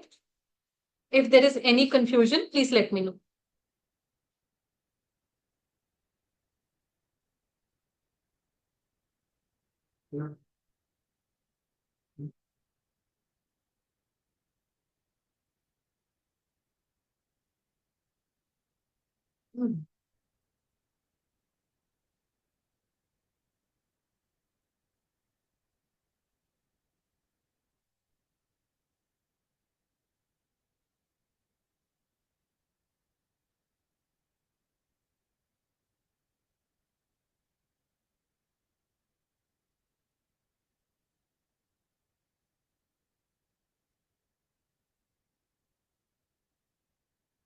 When you are done, please let me know.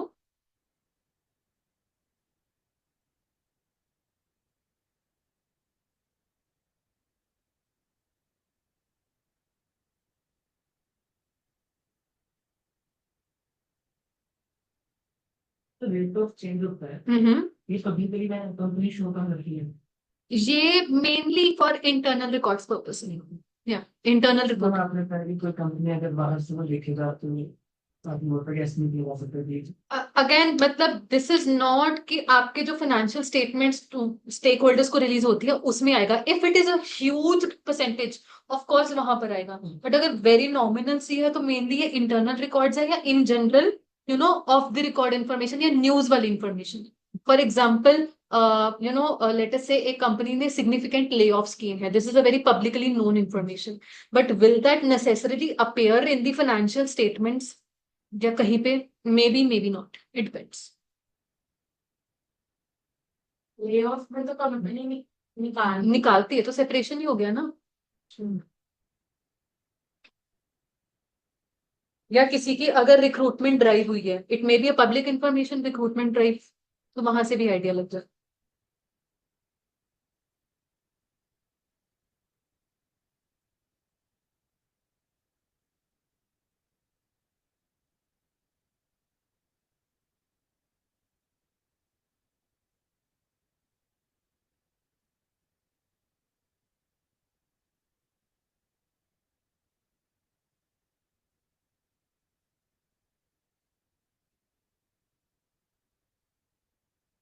हाँ जी, पढ़ लिया सभी ने?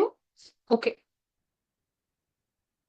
एक नोट है छोटा सा, वेरी ऑब्वियस थिंग बट काम में आता है ये। Number of workers in the beginning में ऐड कर दो जो नए लोग आए, चाहे वो रिप्लेसमेंट वाले आए चाहे न्यू पोस्ट वाले आए, बट नए लोग आए क्या बोलते हैं हम उनको? Number of accession. माइनस कर दो जो छोड़ के चले गए, क्या बोलते हैं? Number of separation. तो वर्कर्स एट बिगिनिंग में ऐड कर दो जो आए, माइनस कर दो जो गए, तो बचा number of workers at end. कई बार कोई मिसिंग फिगर होती है वो निकालने के काम आए। हाँ जी, कुछ कह रहे हैं दिया? ठीक है जी। वो मिक्स अप में चेंज माइनस एग्जैक्टली वही चीजें मेरे पास यहाँ पे इन्वेंट्री नहीं है इंसान। ओके, अभी के लिए हम इस टॉपिक को थोड़ा सा होल्ड पे रखेंगे। फाइनली आपकी कॉपीज का श्री गणेश किया जाए, अपने अपने रजिस्टर खोल लीजिए प्लीज।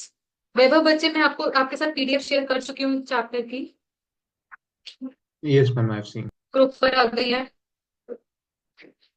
बिकॉज अब न्यूमेरिकल क्वेश्चन स्टार्ट है ना बच्चे, तो देर इज अ पॉसिबिलिटी कि क्वेश्चन स्क्रीन से हट जाएगा सॉल्यूशन के लिए, तो आप अपने सामने वो पीडीएफ खोल कर रखिएगा।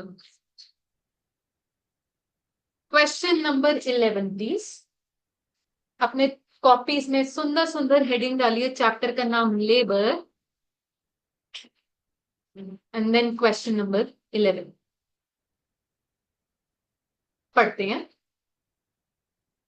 From the following information calculate labor turnover rate, number of workers as on 1st January 2013 and as on 31st December 2013. During the year, 80 workers left while 320 workers were discharged. इसके बाद आप एक फुल स्टॉप लगा दीजिए. हाँ जी, 80 लोग खुद से छोड़ के गए, 320 को हमने निकाल दिया. Next sentence, 1200 workers were recruited during the year. Of these, यहां पर एक कॉमा लगा लीजिए, of these 300 workers were recruited because of exits and the rest were recruited in accordance with expansion plan. ये सेंटेंस क्या कह रहा है? 1200 लोगों को हायर किया गया था. इन 1200 में से 300 को तो इसलिए हायर किया गया था क्योंकि कुछ लोग चले गए थे, जबकि बाकी को हायर किया गया था बिकॉज कंपनी ने एक्सपैंड किया. नो, आपसे क्या पूछा गया है? Calculate labour turnover rate. Question ने नाम नहीं लिया बाय विच मेथड, तो आपको सारे मेथड से आंसर देने हैं. कितने मेथड है हमारे पास? 5. पांचों से आंसर देने हैं. नो, आप स्ट्रेट अवे फॉर्मूलाज नहीं लिखेंगे, राइट अवे जंप नहीं करना. आपको प्रॉपरली प्रेजेंट करके बताना है कि हमारे पास टर्मिनोलॉजी जो है, सेपरेशन, रिप्लेसमेंट वगैरह वगैरह, वो कितनी वैल्यूज है. सबसे पहले आप पता करेंगे एवरेज नंबर ऑफ वर्कर्स. बेशक आप इस चीज का फॉर्मूला ना लिखें, workers at beginning plus worker at end divided by 2, but values लिखेंगे. What are the values?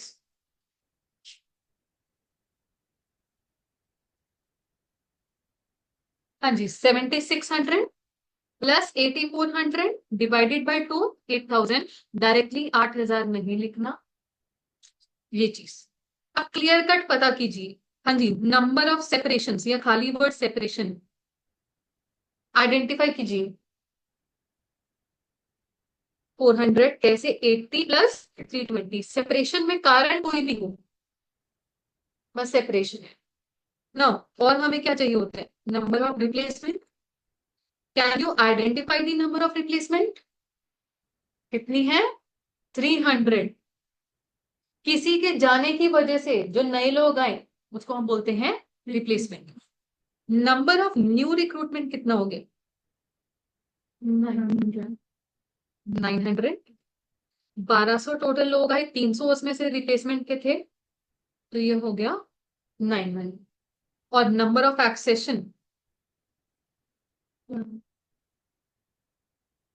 1200. ये तो मेंशन नहीं था क्वेश्चन में, 1200. ठीक है जी.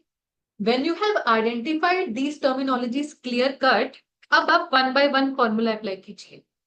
Calculation of labour turnover rate. सबसे पहले मेथड की कोई सीक्वेंस नहीं है, कोई भी मेथड पहले लगा लो. Separation method. प्रॉपरली मेथड में फॉर्मूला लिखें. Number of separations divided by average number of workers. वैसे फॉर्मूला स्किप नहीं करना आपने, हर क्वेश्चन में फॉर्मूला लिखा जाएगा. हाँ जी, नंबर ऑफ सेपरेशंस कितनी है? 400. Average workers 8000. आंसर कितना बना?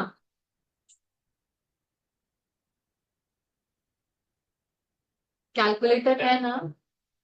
5%. बढ़ते चलो बढ़ते चलो. अगला method replacement method.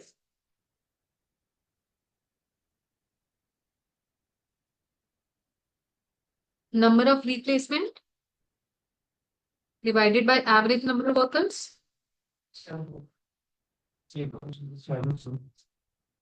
Rohit formula लिख रहे हैं ना?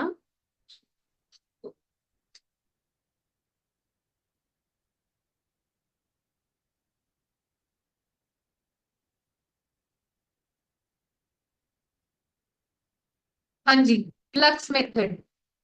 अगर कोई बच्चा फ्लक्स मेथड पर पहुंच गया है तो formula number of separation plus number of accession.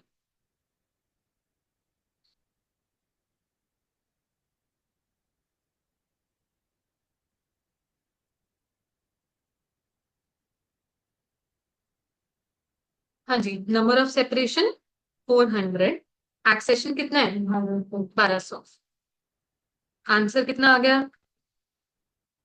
20%।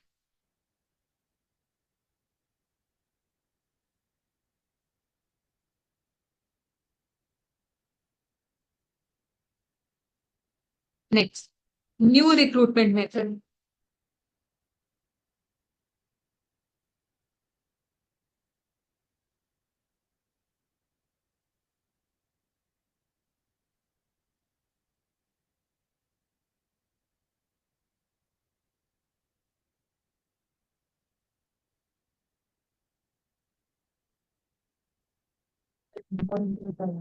हाँ जी,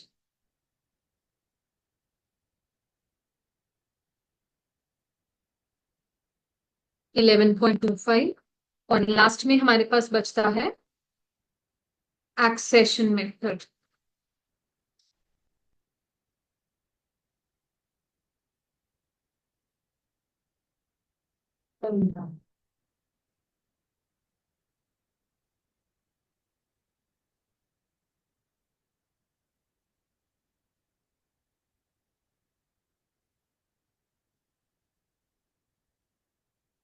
हाँ जी, एक्सेशंस कितनी है हमारे पास,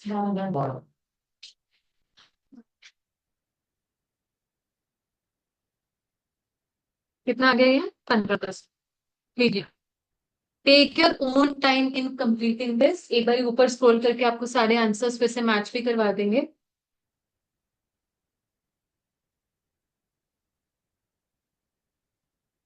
आपको लगता है कि इस तरीके का क्वेश्चन पेपर में आ सकता है? नहीं, क्यों भाई? ये तो गया मॉक टेस्ट पेपर में आया हुआ है ये, मॉक टेस्ट आईसीआई का ही मॉक टेस्ट बता रही हूँ मैं। मॉक टेस्ट है। फिर भी आ सकता है ये तो एक भी नंबर नहीं आएगा एमसीक्यू वगैरह भी। प्रॉबेबली। ऐसा भी नहीं है, एमसीक्यू प्रॉपर इसका क्वेश्चन भी बन जाता है, डिस्क्रिप्टिव क्वेश्चन। एक तो नंबर नहीं बन गया 5 नंबर का। ये 5 नंबर सबसे सारे ना इंटरेस्टेड तो इनमें से कोई एक ही मेथड कोई फॉलो करिए ना कंपनी। एक पर्टिकुलर कंपनी एक ही मेथड फॉलो करेगी। हम एकेडमिक पर्पस के लिए सारे सीख रहे हैं। वो इससे अंदर वैसे भी डिफरेंट डिफरेंट आती है। करेक्ट है। वो इसमें तो बड़े अलग कैसे सी, क्यों डिफरेंट आती है? Because the interpretation of the definition rate of change. तो वो चेंज वो कैसे मेजर किया जा रहा है, जो लोग छोड़ के चले गए या उनकी जगह जो लोग आए। ऐसे ही technically new recruitment is not a bad reason. हम लेबर टर्नओवर को यूजली बोलते हैं इट इज बैड, ठीक है, पर न्यू रिक्रूटमेंट मतलब एक्सपेंशन करी है, is it a bad thing? No, but still new recruitment is a method because it technically changes the composition of workforce of the company. अगर एक कंपनी है before expansion उसके पास लेटर से सिर्फ 100 worker चल रहे थे, it has expanded so much कि अब इसके पास टोटल 500 वर्कर हो गए। अब 500 में से 400 तो नए लोग आए हैं, तो न्यू रिक्रूटमेंट मेथड के हिसाब से कितना टर्नओवर रेट आ रहा है? 80%। और वो मेथड बताता है कि 80% of the current workforce is the inexperienced workforce. वो रेट ऑफ चेंज जो है ना वो, उसकी इंटरप्रिटेशन अलग अलग है, इसलिए अलग अलग मेथड एग्जिस्ट हो। ठीक है, तो इनफैक्ट ये चीज आपके पास लिखी भी हुई है आई गेस, कि new recruitment technically is not responsible for turnover. हाँ जी, ये चीज। अरे अरे, एक बार पढ़िए इस चीज को, न्यू रिक्रूटमेंट वाली चीज को।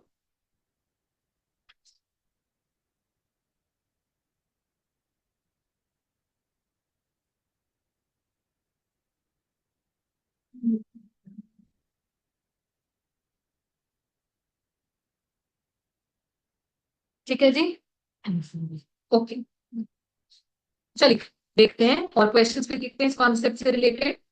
Please come to question number 10, please. Question number 10, question number 10। The accountant of Y Limited has computed labor turnover rates for quarter ended 31st March 2011 as 10%, 5%, and 3% respectively under flux, replacement, and separation method respectively. If the number of workers replaced during that quarter is 30, find out the number of workers recruited and joined workers left and discharge, number of workers in the beginning, and एक और ये fourth requirement है, ये अभी मैंने आपको concept में discuss करवाया। सोचो इस क्वेश्चन ने आपको क्या दिया है, इसने आपको 3 मेथड के हिसाब से रेट कैलकुलेट करके दे दिया, और क्या बताया, नंबर ऑफ रिप्लेसमेंट 30 है। आपसे पूछा क्या, वर्कर्स रिक्रूटेड एंड ज्वाइन, मतलब एक्सेशन, कितने लोगों ने ज्वाइन किया है, मतलब total recruitment accession, workers left and discharge मतलब सेपरेशन। अब सोचो how will you go about the solution. Replacement method निकालेंगे, एवरेज निकल जाएगा। ठीक है, आप कह रहे हैं हम सबसे पहले रिप्लेसमेंट मेथड लगाएंगे, जिससे हम एक मिसिंग फिगर निकालेंगे, average. Absolutely correct. How can we identify पहले मेथड कौन सा लगाना है, जिसकी इंफॉर्मेशन ज्यादा अवेलेबल है। यहाँ पर रिप्लेसमेंट मेथड का रेट भी अवेलेबल है, कितना, 5%, और नंबर ऑफ रिप्लेसमेंट्स भी गिवन है, तो सबसे पहले लगाएंगे आप रिप्लेसमेंट मेथड। चलिए जी, क्वेश्चन नंबर 10 स्टार्ट कीजिए।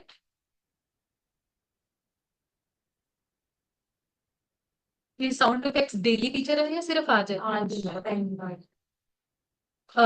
It gives me a relief somewhat, because एक ये चीज है कि जब तक एक नए बैच की पहली 3 क्लासेस में कुछ ना कुछ डिस्ट्रप्शन ना हो, टेक्निकल रीजन, लाइट चली गई, कंप्यूटर में प्रॉब्लम या ऐसा कुछ, वो बैच सक्सेसफुल नहीं रहता। ये मेरा कम से कम 2018 से रिकॉर्ड है। 2018 से जितने बैच लिए हैं, पहली 3 क्लासेस में कुछ ना कुछ चलता ही चलता है। इसको आप वो मानेंगे अ गुड साइन, तो मैं तो पहले दिन ही रिलीव दूंगी। पिछले बैच में क्या हुआ था, 2 दिन कुछ नहीं हुआ, मैं डर गई, फिर तीसरे दिन कुछ हो गया था thankfully.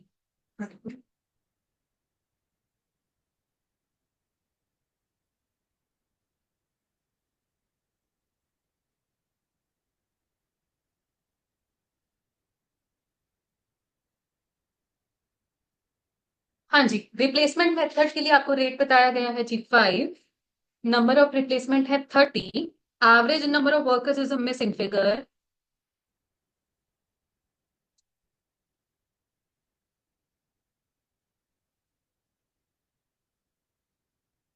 Hints average number of workers आपके पास आ रहे हैं 600, सभी के पास आ गए एवरेज वर्कर्स। अब बताइए क्या करना है। हम पहले सेपरेशन मेथड लगाएंगे। एक्सेशंस पता करने के लिए फ्लक्स भी नहीं लगा सकते, हमारे पास और कौन से 2 रेट अवेलेबल है, सेपरेशन का रेट अवेलेबल है कितना, 3%, फ्लक्स का 10%। वाई नॉट फ्लक्स मेथड पहले, एक्सेशन चाहिए ना उसके लिए। बिकॉज फ्लक्स के फॉर्मूला में न्यूमरेटर में क्या आता है, सेपरेशन और एक्सेशन। हमको ना ये पता ना ये पता, इसलिए पहले फ्लक्स नहीं लग पाएगा, क्या लग पाएगा पहले, सेपरेशन मेथड ही। चलो लगाओ।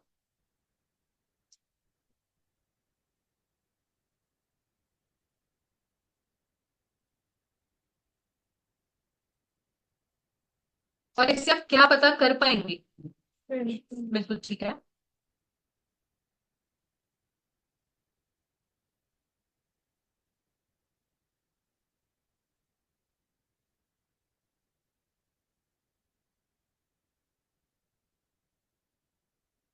सेपरेशन है हमारे पास कितना, 18 आप आंसर बता रहे हैं।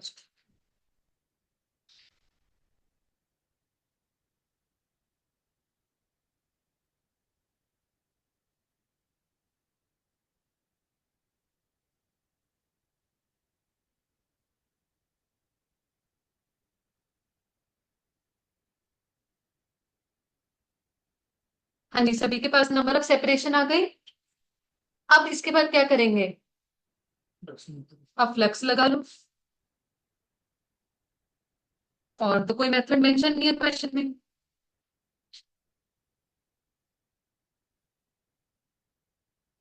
फ्लक्स मेथड का formula number of separation plus, वैसे आपको कहीं पे भी ना मेरी राइटिंग समझ में ना आए तो प्लीज बता देना, माशाल्लाह बचपन से बेकार है। हैंड राइटिंग पे ऑन पेपर तो बेकार थी ही, स्क्रीन पर तो और इश्यूज हैं, ना जाने नंबर कैसे मिलते थे पेपर में, that is still a mystery for me.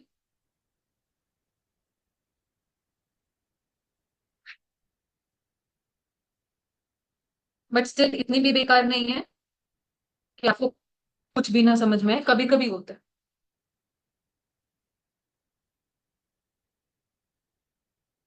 हाँ जी, नंबर ऑफ एक्सेशन।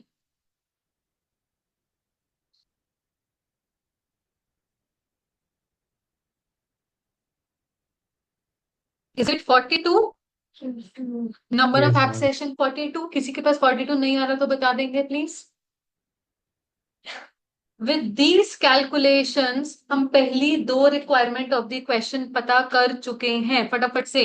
पहली दो रिक्वायरमेंट को उनके प्रॉपर फैंसी नेम के साथ, जैसे क्वेश्चन ने बोला था, वर्कर्स रिक्रूटेड एंड ज्वाइंड।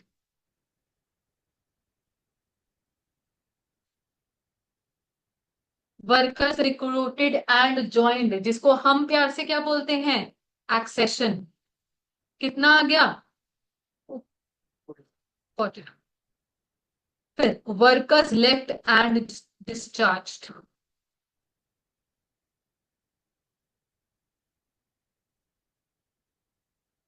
जिसको हम प्यार से बोलते हैं सेपरेशन। कितना आ गया? 18। चलो, now coming to third requirement. Third requirement आपसे क्या पूछ रही है? Number of workers in the beginning at and end. चलो जी, ये आपने सोच के बताना है। Give it your try. पहला ट्राई आपकी तरफ से है।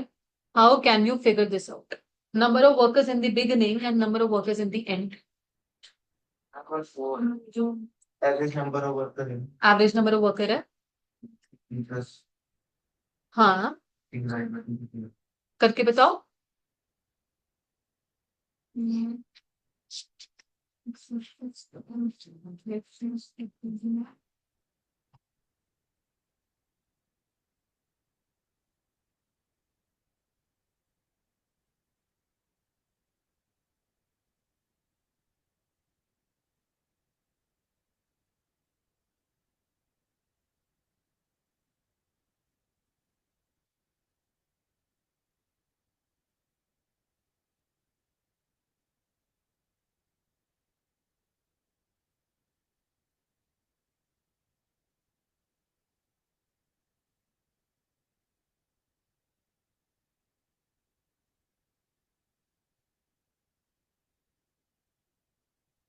588 कैसे आ रहा है?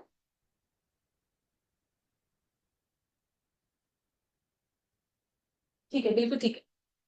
देखिएगा, यहाँ पर दो आइडेंटिटीज का इस्तेमाल होगा, क्विकली देखिएगा। एक तो ये आइडेंटिटी जो अखिल आपने भी बता दी थी, number of workers in beginning at and and लेकर, एक तो ये चीज।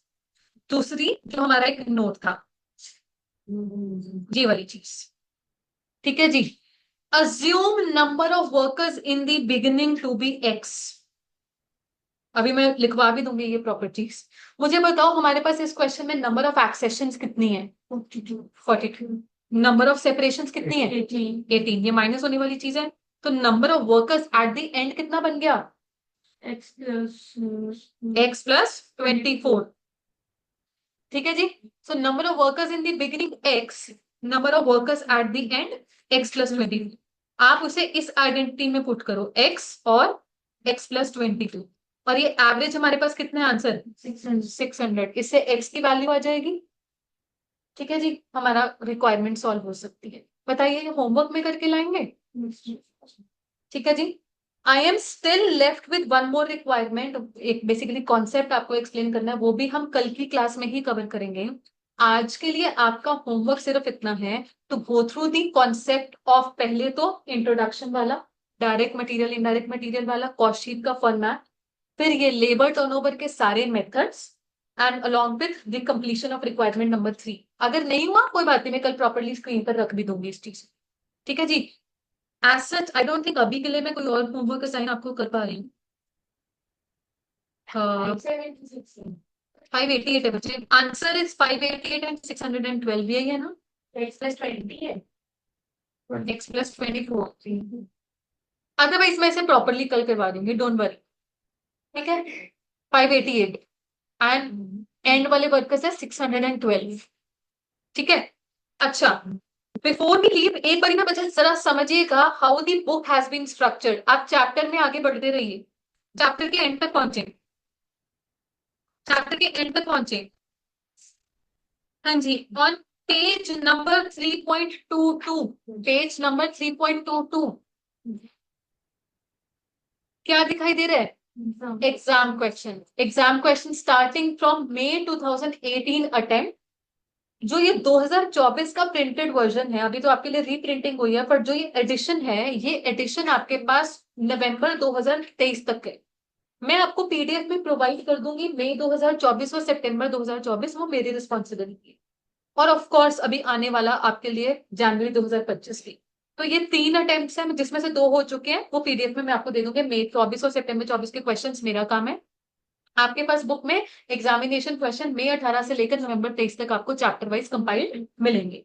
ठीक है, तो जो चीज बेसिकली बाकी सब्जेक्ट में थ्रू स्कैनर पढ़ते हैं, वही चीज हमारे पास मेरी बुक में कवर्ड है। So my book is going to cover all of the ICI module questions. आपको, अगर आपने मेरी बुक कवर कर ली है, आपको सेपरेटली मॉड्यूल उठाने की जरूरत नहीं पड़ेगी अलग से, उसमें कुछ नया नहीं मिलेगा, यही सेम क्वेश्चंस मिलेंगे। ठीक है जी, तो हमारे पास एग्जामिनेशन क्वेश्चन की भी कवरेज है, आईसीआई मॉड्यूल क्वेश्चन की भी कवरेज है, and you have something called extra practice questions। होता क्या था, 2023 तक कॉस्ट अकाउंटिंग सब्जेक्ट जो था वो ग्रुप 1 में हुआ करता था, उसके लिए I used to get approximately 4 months. ठीक है, बट अब ये ग्रुप 2 में आ गया है, time has shorten a little bit, 3 months 3.5 months का टाइम है। तो there are some questions which are repetitive in nature, उनको क्लास में ना करवा के आपको सॉल्व्ड बेसिस पर प्रोवाइड कर दिए गए हैं। Please take a look at the very first question, isn't it similar to the question we just did, है ना? तो ये ईपीक्यू ऐसा है, ये बच्चे आपका डिपार्टमेंट है, आप साथ साथ करो, बाद में करो। वैसे तो मैं इनकरेज करूंगी साथ साथ कर दो, एक चैप्टर खत्म होता है तब कर लो, या टॉपिक वाइज ढूंढ ढूंढ के साथ साथ कर लो, but ultimately it is going to be your department. मैं इसे होमवर्क में नहीं बोलने वाली हूँ कि कभी होमवर्क में करना है, ये आप कभी भी अपने पेपर इसे कर सकते। इनमें से कोई डाउट आएगा तो मैं 1-on-1 बेसिस पर ऑब्वियसली टेकअप कर लूंगी, डाउट को लेकर कोई दिक्कत वाली बात नहीं है, बट ये क्लास डिस्कशन का हिस्सा ये क्वेश्चंस नहीं है। ठीक है जी, and after EPQ section you have one more section in the same chapter on page number 3.34। क्या है? Homework solution. अभी तो चलो आज आपको जो क्वेश्चन दिया है ऐसे से क्लास क्वेश्चन था, इसका कोई होम सॉल्व नहीं मिलेगा, but the proper homework questions, उनके सॉल्यूशन भी आपको चैप्टर के एंड में मिलेंगे, only for the purpose of saving of time. कि कल आपको अगले दिन आकर मुझसे झगड़ने की जरूरत नहीं पड़ती, मैम ये क्यों हुआ, क्या कैलकुलेशन मिस्टेक कई बार हो जाती है आपके एंड से, वो you can verify your homework simultaneously as soon as you do it. But of course इसका ये भी मतलब नहीं है कि यार एक होमवर्क का सोल्यूशन पढ़ा तो हुआ है, बुक में करते ही नहीं, वो चीज भी नहीं होनी चाहिए। ये सिर्फ एक कन्वीनियंस से और टाइम सेविंग पर्पस के लिए है, बट ऐसा नहीं है कि आप इसे फॉर ग्रांटेड लेके चले कि करते ही नहीं, वो चीज नहीं। So a book, my book in each and every chapter is going to have 4 sections. पहले मैं बोलती हूँ मेन कंटेंट, जिसे मैं बोलती हूँ मेन कंटेंट, मेन कंटेंट के बाद एग्जाम क्वेश्चंस, एग्जाम क्वेश्चन के बाद extra practice questions, and at the end of the chapter solution to the homework. इसी तरीके से हर चैप्टर को स्ट्रक्चर किया गया है। Got it? चलो, that's it for today's discussion. Thank you so much. See you all tomorrow. Bye, Vaibhav. Bye, Yashika. Bye ma'am. Bye, bye.